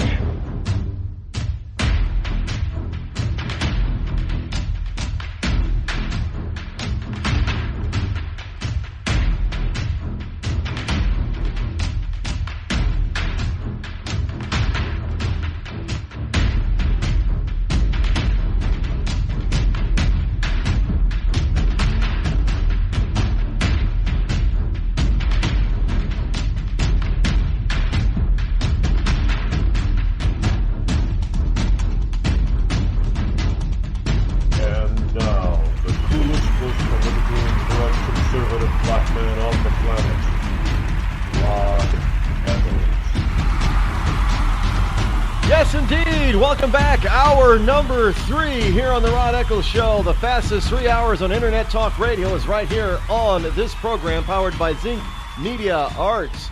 Yes, indeed. We've got a number of different things coming up over the next couple of weeks. In the first quarter of this year, before the first quarter is out. A couple of new websites that we're working on that will be launched by the end of March, as well as later this week we're going to do another test broadcast of part of this program being broadcast live with live video somewhere out there. We'll let you know which platform, if it's going to be Periscope or YouTube or Facebook or even Gab TV. There's Gab.ai, there's Gab TV, which is there to counter Twitter's Periscope. People have been encouraging me to get a video aspect of the program, and I've been resisting. But I understand that it's probably inevitable because everybody's got cameras now in their studios. You know, the Hannity's got it, but all these other people usually charge you for it. And at this juncture, we're not charging for anything as it pertains to this program. It's all free. And I believe you get in versus some of the big guys shows, you get more content on this program than some of the others. that even after they charge you a hefty annual member, well, I mean, I don't know, what do they charge? $19, $20, $30 a year. So I guess it's not all that hefty.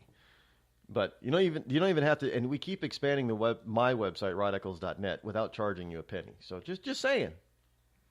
So now it looks like we're going to be adding the video soon. We're trying to see where to broadcast it is going to be best and how to do it. Maybe just self-host it that takes software, and not all software is created equal, and you get to test some of it, and some of it saying, well, we're just so good, you just have to buy it for $1,000 without testing it. Well, what if it doesn't work?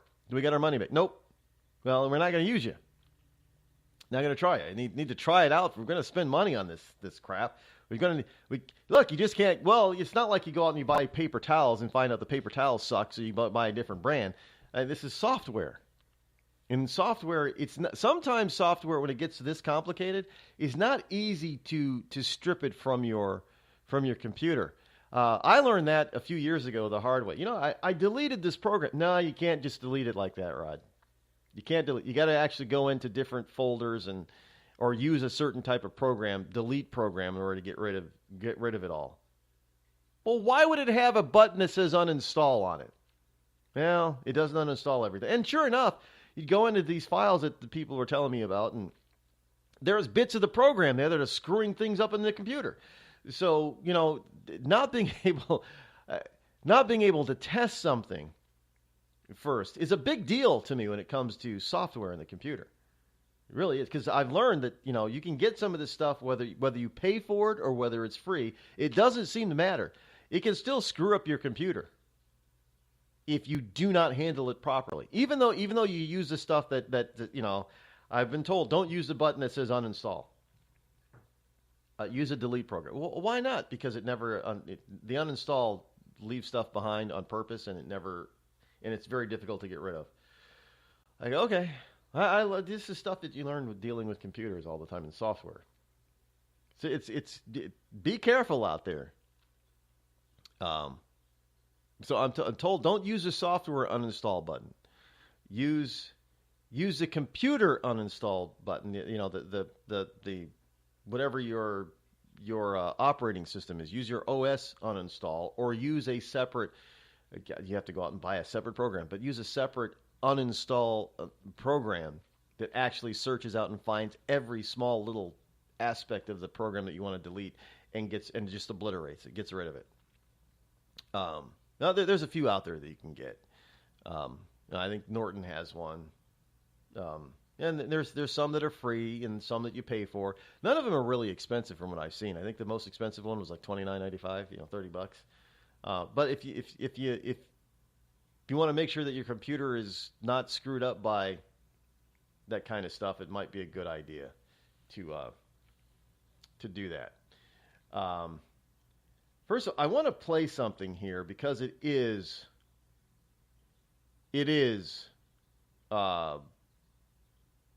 I think I got the right song here because it is Martin Luther King's birthday. Let's see if we got the right thing here. From every state and every city, we will be able to speed up that day when all of God's children, black men and white men, Jews and Gentiles, Protestants and Catholics, will be able to join hands and sing in the words of the old Negro spiritual, free at last, free at last, thank God Almighty, we are free at last.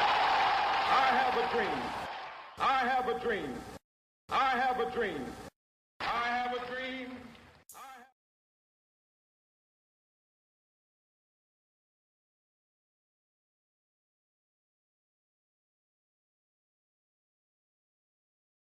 Democrats are continuing to perpetuate this whole notion of color identity politics. Why do they do that? Well, because it serves their purposes for staying in power. Now, the problem is that it doesn't seem to be working as well as it used to, and yet they're trying to double down on the same types of politics. What does that tell you about them? Now, normally when something doesn't work for somebody, they look for a new method or a new way in order to keep the positions that they have. The Democrats are not looking for something new. The Democrats are not trying something new. Oh, no, they keep doubling down on their old stuff. What does that tell you? It tells you that these wonderful people truly are backwater, racist, bigoted, homophobic pigs. I'm not kidding you. Why would they keep doubling down on race when people are trying to move past race? Why would they double down on race as being the issue when their supposed idol, Dr. Martin Luther King, was trying to move the society into a colorless society? Why is it that the left continues to double down on marking our differences instead of celebrating our what we have that is in common and the same? Why? Because they're the ones that are the racists. Don't doubt me on this.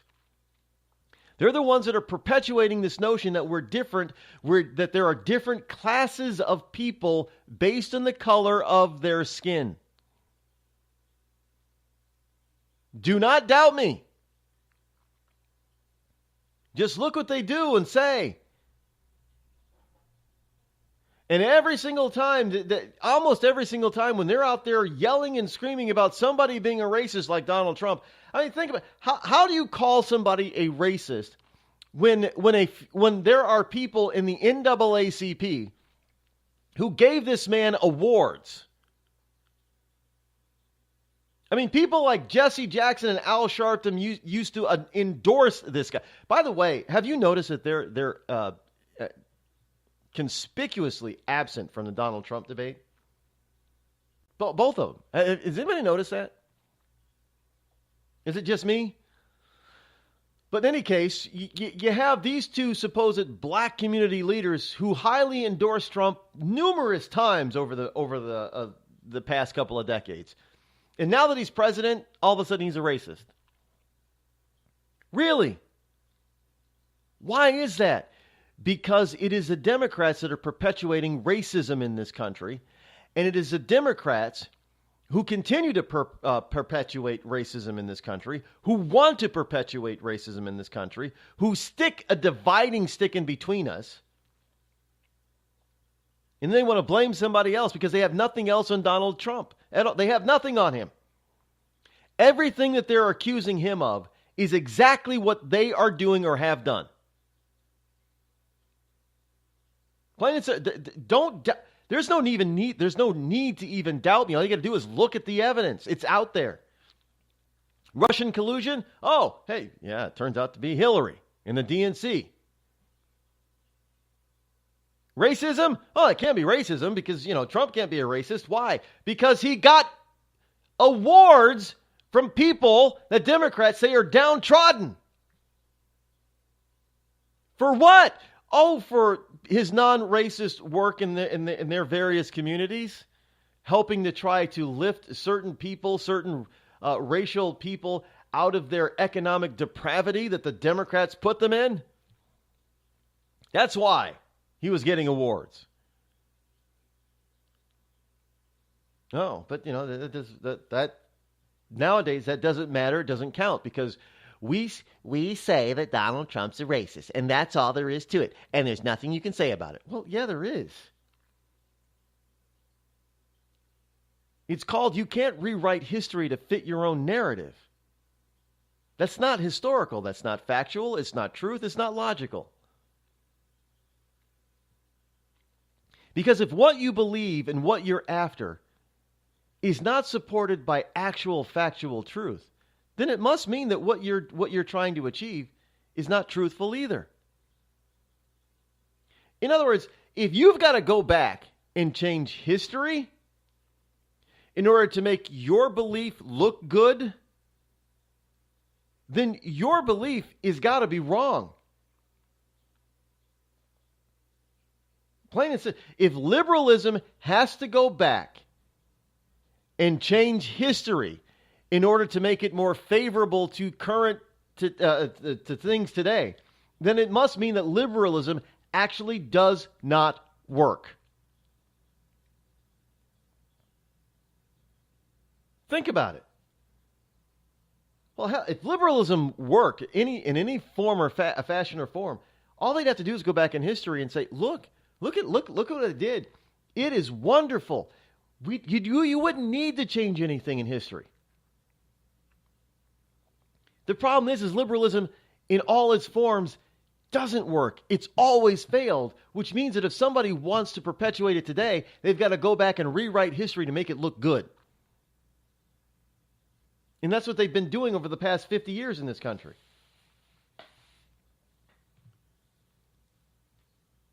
And even when you bring forth stuff into the light that has been proven to be factual, they still want to say, oh, no. You know, they'll still perpetuate the old myth.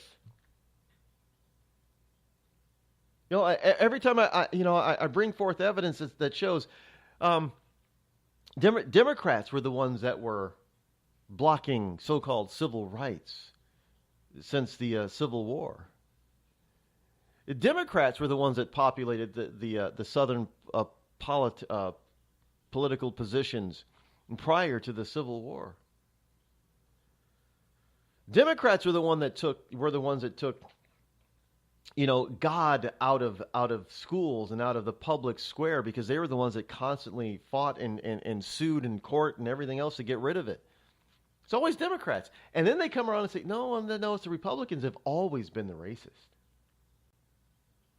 Republicans really were because they were so adamant that the only religion that there could possibly ever be was Christianity. That they were the ones that actually took God out of the public square, because they didn't want anybody else to worship their gods. I mean, this is the kind of mess that we've been getting from the left in rewriting history. And yet we're supposed to believe that they're all for Martin Luther King Jr. today. They weren't for Martin Luther King back in the 60s. Can somebody please tell me when Democrats all of a sudden got the epiphany that everybody actually was created equal and that it really is about the content of your character, not the color of your skin? There hasn't been a single time where they actually believe that in their history, and it hasn't changed.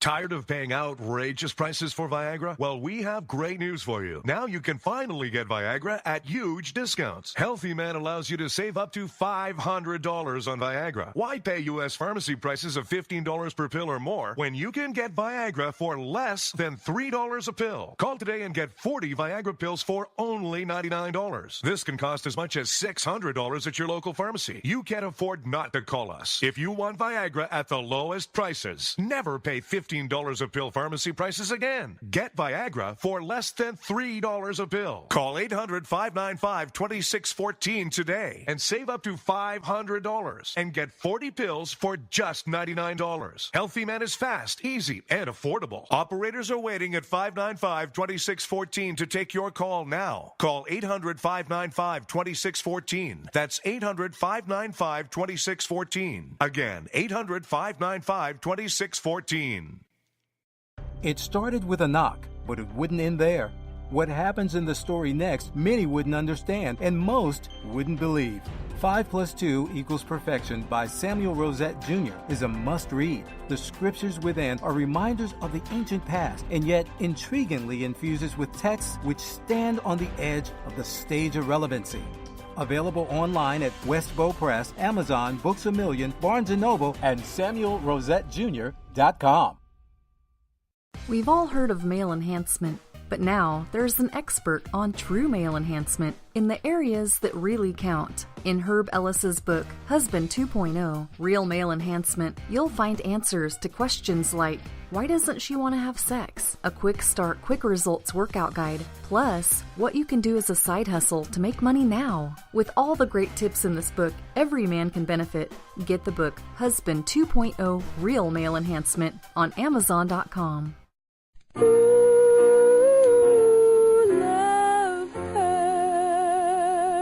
Yes, love hurts. It can hurt emotionally, but more important, it can also hurt you physically. It can hurt you in a way which nobody who owns a hot tub and lives in California can afford to be unaware of.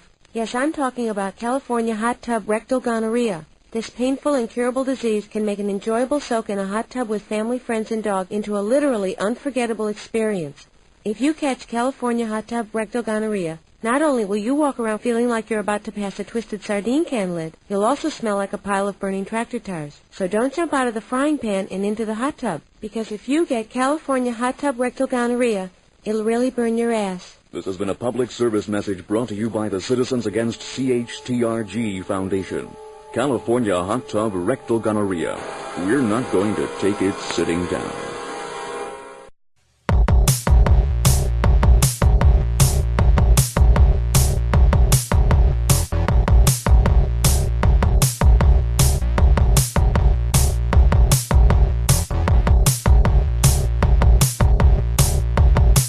Jumping the ocean a little bit, going from Hawaii over to Washington State.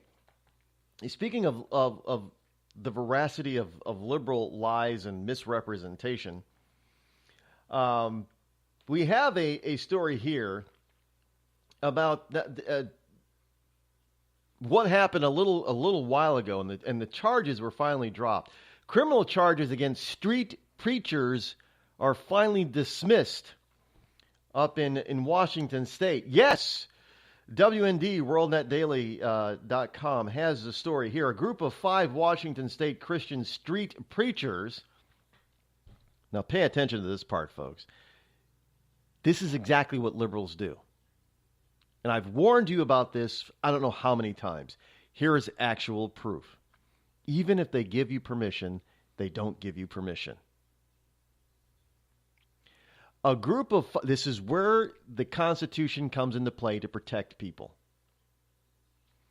A group of 5 Washington State Christian street preachers who received prior approval of their public evangelism efforts, but were nevertheless charged criminally under the guise of violating a noise ordinance, won a dismissal with the assistance of a non-profit First Amendment legal defense group. Now, police in Washington, in Washugal, Washington, Washougal, cited the 5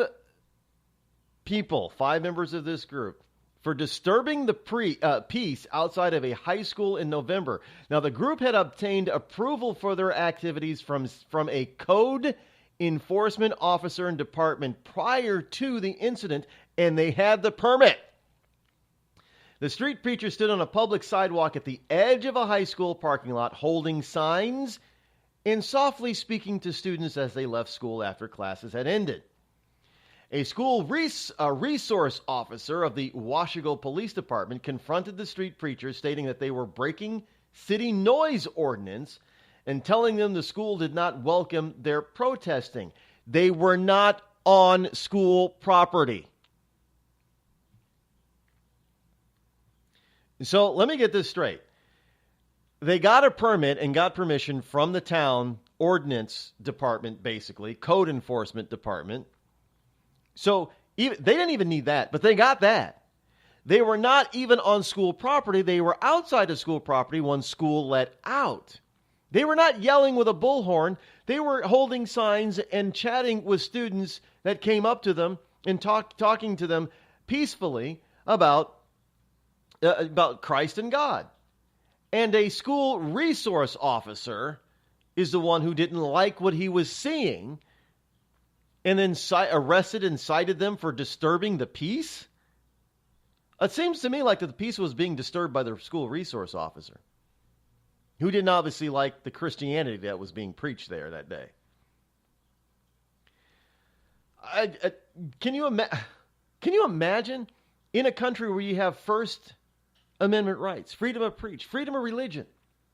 So you got freedom of speech and freedom of religion, and this guy, because he didn't like whatever they were saying. Now, I don't know what kind of, street preachers they were and are. That's irrelevant.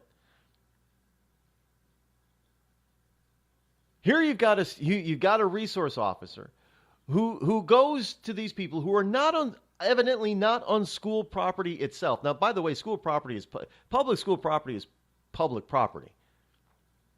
Now, for whatever reason, these 5 preachers had it within their their purview to not actually be on school property. So they were in public property, not school public property, evidently. Just pointing that out. And a school resource officer, unless he's an actual city cop, which the story does not say, has no jurisdiction once you get off of school property. Think about all this stuff that had to go down for this illegal arresting and ticketure had to force these people into the public court system. All the actual anti-American, anti-constitutional, illegal stuff that had to go down. Think about that for a second. So you have people who are protected by the First Amendment, freedom of speech, freedom of religion, as stated in the Constitution and Bill of Rights, who without actually needing to do so, actually go try to stay within the limits of the law of the city ordinances, town ordinances, get a permit and given permission to do what they want to do. Then they stay on public property doing what they do. A public school official doesn't like what he sees and then causes all this trouble. After they've been protected under the Constitution, after they've gotten permission and a permit from the city. And yet, none of that seemed to matter or count. I mean, this is just absolutely ludicrous stuff, folks. You can't make this stuff up.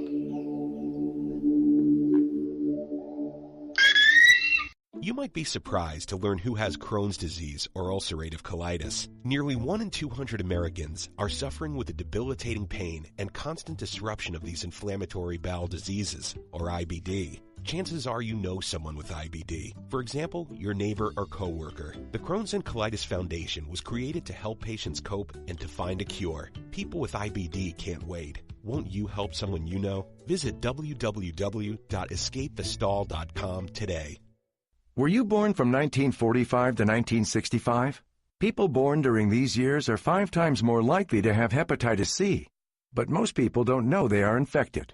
So even if you try to eat right, exercise, and take care of yourself, you can still have hepatitis C, a serious liver disease that often has no symptoms.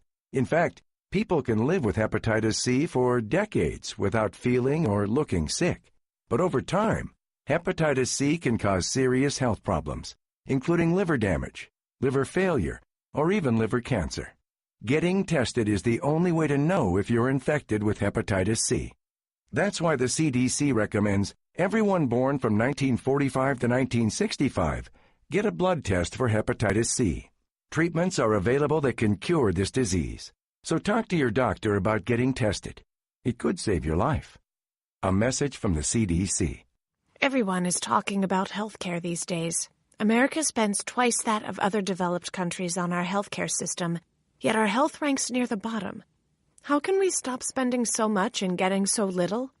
Shifting to a system based on primary care can help fix the problem.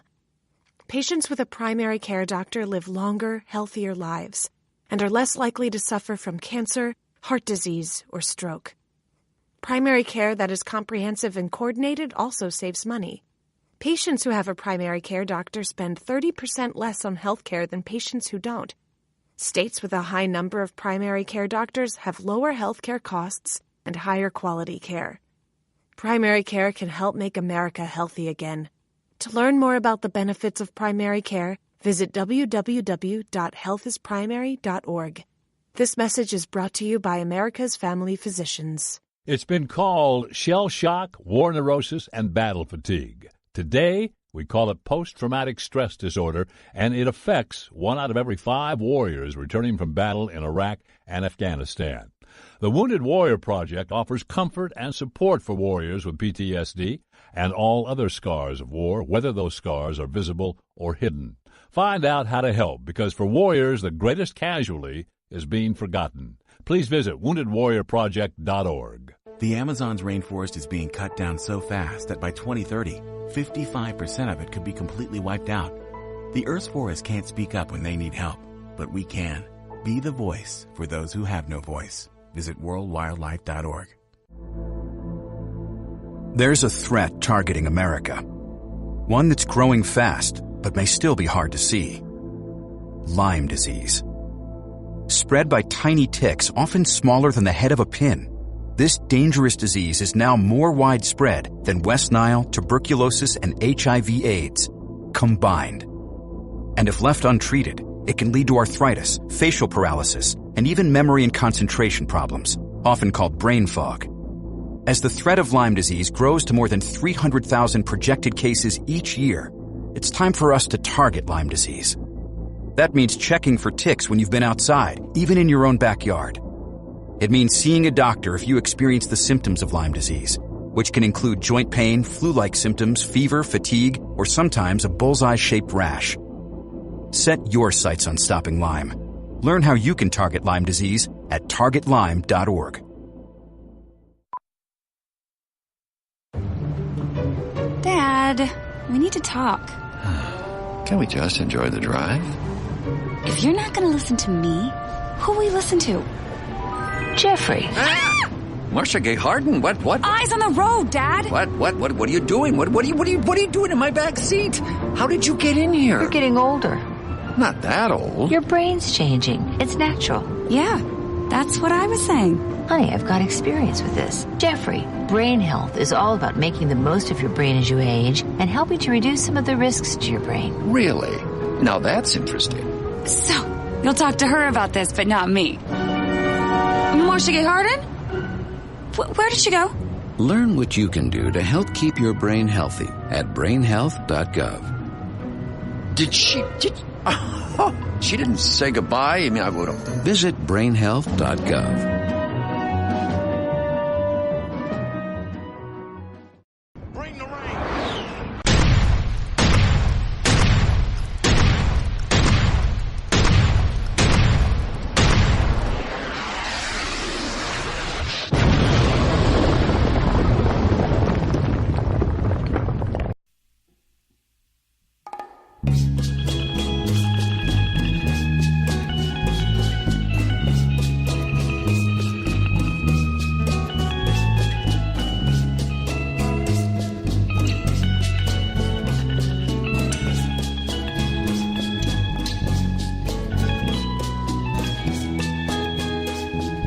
Yesterday afternoon, I sat down and caught about 45 minutes of a wonderful Antonio Banderas movie, one of my favorites by him, Once Upon a Time in Mexico. Yeah, and just to remember all the male stars, well, a couple of female stars, but all the stars that were in the movie. I mean, I'm not talking about, a bunch of C and D listers either. A and B listers were in this movie. You had people, like Antonio Banderas, Willem Dafoe, Johnny Depp, and this was back in 2004. So these people at that particular point in time, they were not low-level stars. They were big-name stars. Johnny Depp was still a big star back then.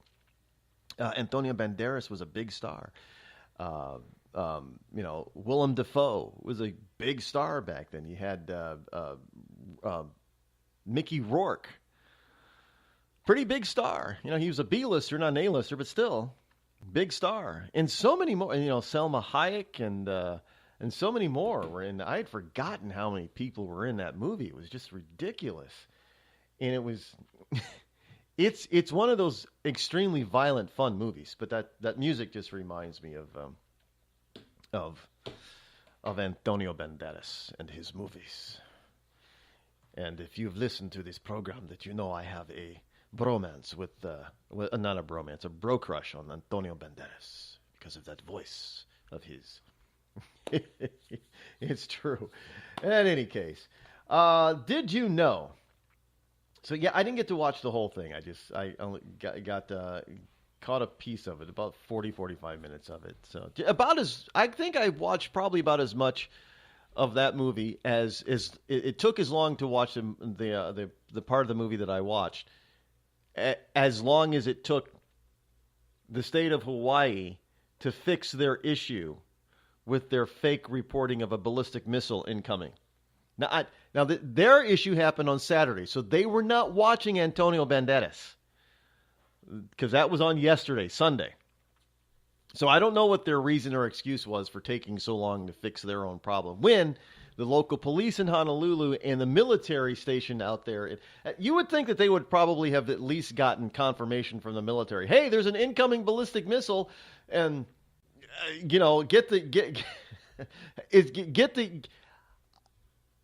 I would think that you would definitely want to have a system that is tied into the military first.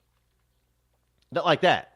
I mean, if you're gonna say that a ballistic, how is a state going to know before the military does that a missile's incoming? Well, unless North Korea calls up the governor's office in Hawaii and says, we got nuclear missile coming at you. They're not going to know before the military. So I'm just another. This is why I'm telling you people, do not buy the notion that this was an accident. This was not an accident. There are already too many safeguards in place to prevent it from being an accident. It's not a single, I think I'll just press this button. What happens if somebody, they bring your kid to work day? What happens if some little kid comes in? Daddy, look at the big red button. Can I push it? Oops, I pushed the button. It's not the way it works. So don't doubt me when I say this was not an accident. Because as I predicted before it even started to happen, and it almost started to happen immediately, so some people can probably say, well, you didn't predict it, Rod. Well, I don't follow everybody on the planet.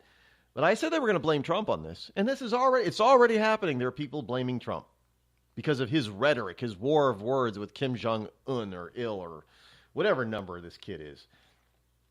But there is another thing, and this is probably trying to distract from the fact that the government is now resuming processing DACA renewals after a judge's, Ninth Circus Court of Appeals judge said that the president cannot issue an executive order to rescind a previous president's executive order. I wonder what would happen if Obama changed his mind and said, you know what, I'm issuing an executive order rescinding my previous executive order. Would he have been sued too? And would a judge have said, nope, you can't rescind your own executive order? Well, hell no. Well, this is the same damn thing. It's the same office. Just a different person holds the office, but it's the same office. The presidency. And a federal judge has no place and no business being involved in what the executive branch does. Sans laws being previously placed, signed into law by a previous president and Congress and or the Constitution. This is an executive, this is procedural. Well, we're not going to process you anymore because we're not dealing with this DACA crap. So the government is going to resume DACA renewal process while they basically, in the meantime, fight this stupid judge. I have said that the administration, in certain cases, when it comes to stuff like this, the administration can legally and should say, well, you have no jurisdiction at this point. It's an executive order dealing with an executive order. There is no case and no reason for the judiciary to be involved in this. It's not your job. You can't do that. The president is the boss of the executive branch. The executive branch includes Department of Homeland Security, which includes, the Immigration Department. And sans a law that specifically says that they have to do certain things certain ways, it is much like Obamacare, it's left up to the executive branch to decide how things are done. Not the courts. But with that said, a number of people are starting to say that this has been going on for a little while now. But ever since Trump was elected, there are people that got scared of Donald Trump being able to deport them back from whence they came. So they started trying to flee to Canada instead of going back home. They just said, It must mean that Mexico is such a shithole that even when they seem to think, the illegals seem to think that they are under threat of being sent back to Mexico, they would rather hoof it to a country farther north and far colder than what they're used to. Think about that. Mexico, according to Mexicans, because of their unwillingness to voluntarily want to go back home, that they are willing to not just break one country's laws, but two countries' immigration laws to keep from going back to Mexico. They must think that Mexico is a veritable shithole. But if Donald Trump says it, the liberals will be so upset. Well, illegals fleeing to Canada find now that even liberal Canada has limits to its freebies. Wait, what? That's right. Now,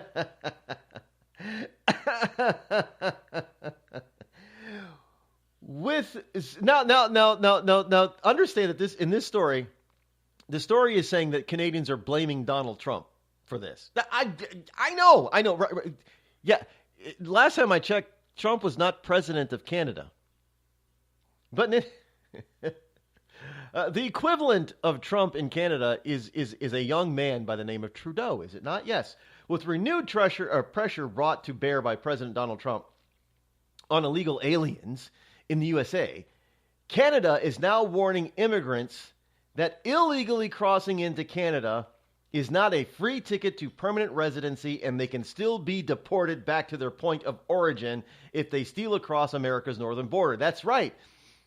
With many illegal immigrants becoming uneasy over their status in the USA, some are eyeing a trip northward to a country many were told would accept everyone and give them lots of free stuff, government stuff to boot. But Ahmad Hussein, Hussen,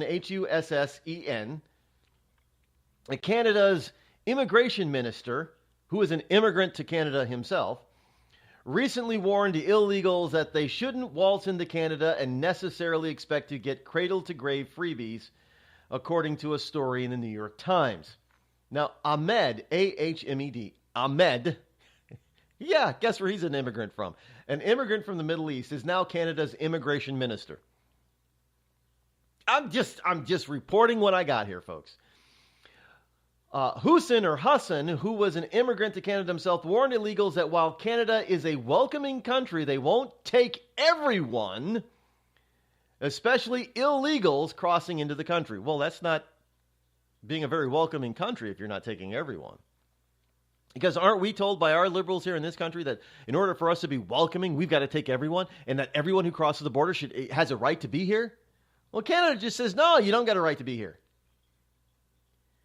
We don't want people to illegally enter our border, and doing so is not a free ticket to Canada, Hussein said. What we're saying is you will be apprehended, screened, detained, fingerprinted, and if you can't establish a genuine claim, you will be denied refugee protection and status and removed from our country and deported back to your country of origin.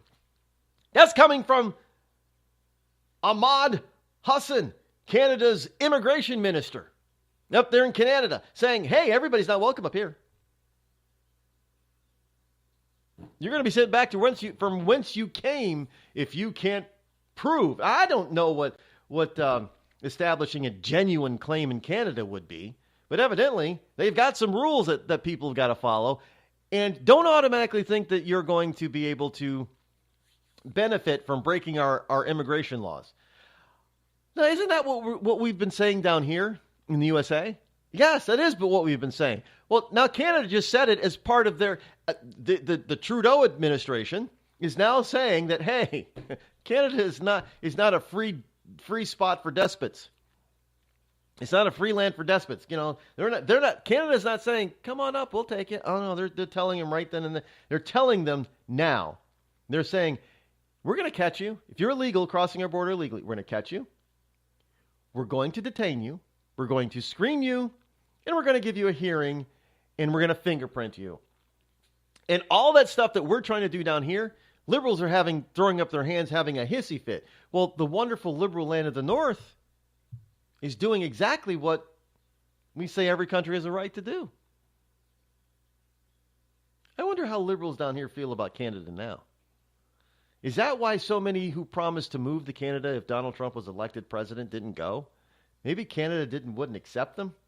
I'm just asking a question. I don't know. Maybe Canada wouldn't accept them. By the way, now speaking of Canada, if you want to buy real estate in Canada, you might want to look at this, because evidently down in Florida, something is happening with Bitcoin. Yes, real estate is being purchased with Bitcoin. Some 75 properties last year in Florida were purchased with Bitcoin or another digital currency. 75. And these are, and mostly people that are using Bitcoin that are trying to invest in Florida are coming from countries that have hard restrictions on how they spend their money or, exit money from that particular country, especially for some countries in the Middle East and Venezuela.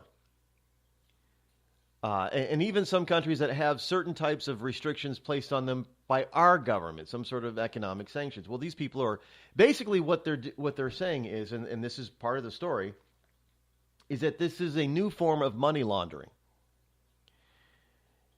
Now there are even sellers down in Florida, 33 of the 75 to be exact, specifically said that they would sell their home only by Bitcoin or cryptocurrency. Now, that alone is going to cause a number of governments to want to crack down on this cryptocurrency. And I've warned people about this. And I got people out there trying to tell me how wonderful it is and how freeing it is and how governments aren't going to be able to do anything about it. Well, let me tell you something. You've already got some countries that have already blocked it and made it illegal, banned it. So which means people who are trading in those countries in cryptocurrency, not just Bitcoin, are breaking the law. And you've got some countries who are considering or who probably will end up banning the cryptocurrency system by the end of this year, or getting into heavily regulating it. And the United States is no different. We've already got the state of New York heavily regulating within its state borders cryptocurrency. You got California. I know these are liberal states, but these are big states. And if California's thinking about it, and of course they're going to jump onto the regulation bandwagon. And before you know it, you're going to have the Fed coming in on it. I'm just telling you, be prepared for this stuff. By the end of 2018, you're going to have a number of countries that are either going to have banned or heavily regulated cryptocurrency by the end of this year. It is already on the map. It is and this is one of the stories that is going to come to light that is going to force governments to do that. Money laundering and buying real estate outside of the purveyance of government fiat currency. They can't have that kind of thing going on. They just can't.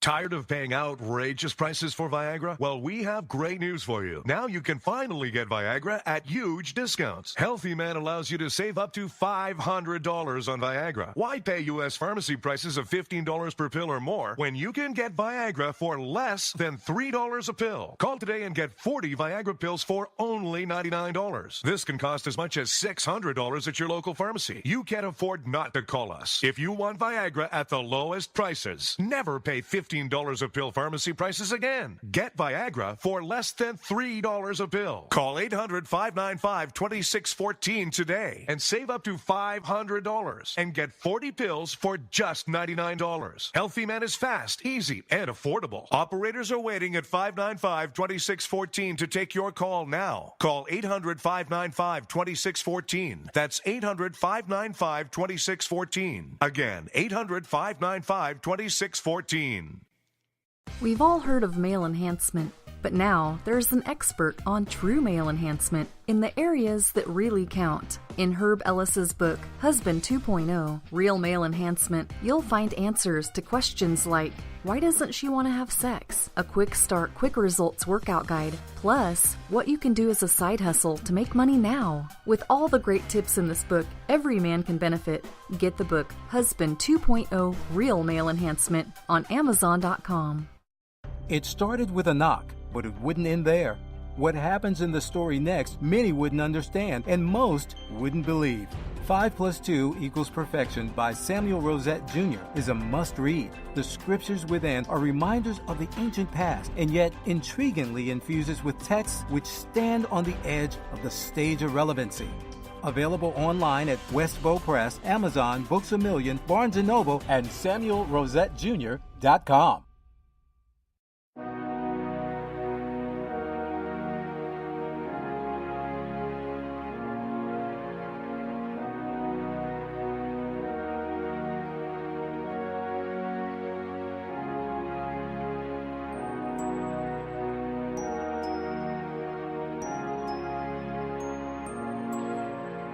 You know, the left just won't quit with their hypocrisy here, and the truth is that it's never more evident when it comes to children. Yes, there is a new lawsuit out there, the Children's Climate Lawsuit against the children. In the USA, it's brought against the U.S. government. Yes, there is a new lawsuit out there. Children's Climate Lawsuit, Juliana versus U.S., as it's known, is a group of kids, including future generations, through their guardian, Dr. James Hansen. And they claim that the government's action and failures to act on climate change have caused climate change, thus violating the youngest generation's constitutional rights to life, liberty, and property. Now, notice the first thing is life. Well, how can the very people who are supporting this lawsuit say life when they also support abortion? And they force the government, anytime a government says, well, whether it be a state, local, or federal government agency says we're going to stop funding Planned Parenthood, what's the first thing they do? They go to court to get some judge to force them to use taxpayer money to support abortions. Not just Planned Parenthood, although they're the biggest recipient of government money in this particular case. They're not the only ones.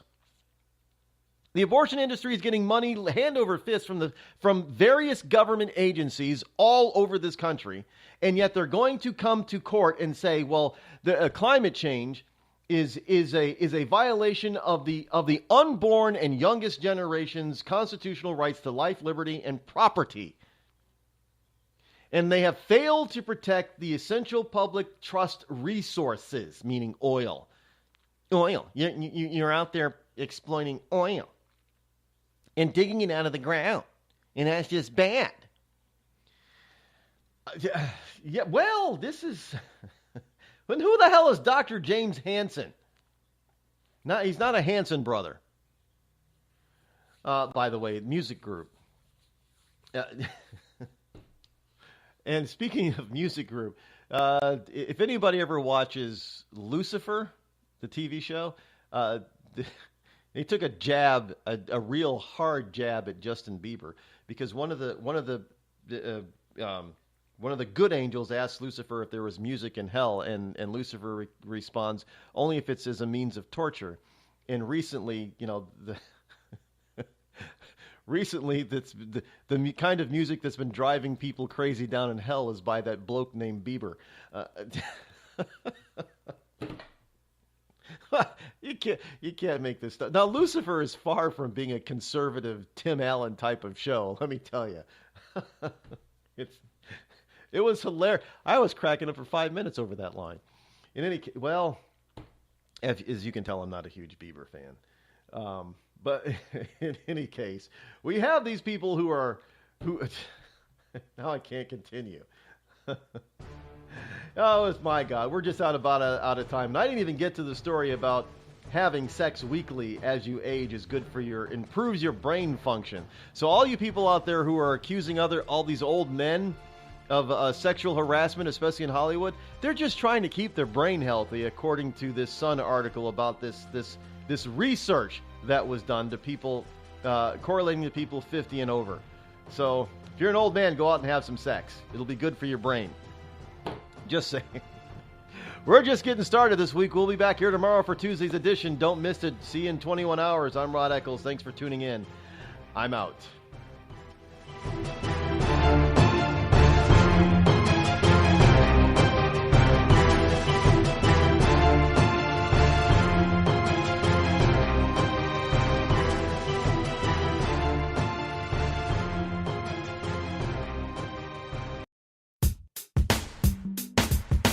Damn, it feels good to be a Clinton. Damn, it feels good to be a Clinton. A shameless politician always plays her cards right.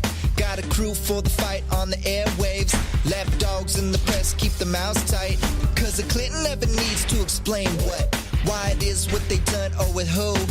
A real Clinton knows that they're entitled, and you don't get to know what they do. What difference does it make? For a Clinton, what's loaded in some fat Apple file? A Clinton plays the victim for promotion. A Clinton kills it off with a smile. Damn, it feels good to be a Clinton. A server full of secrets ain't no thing. Damn, it feels good to be a Clinton. Nothing ever hits with the sting.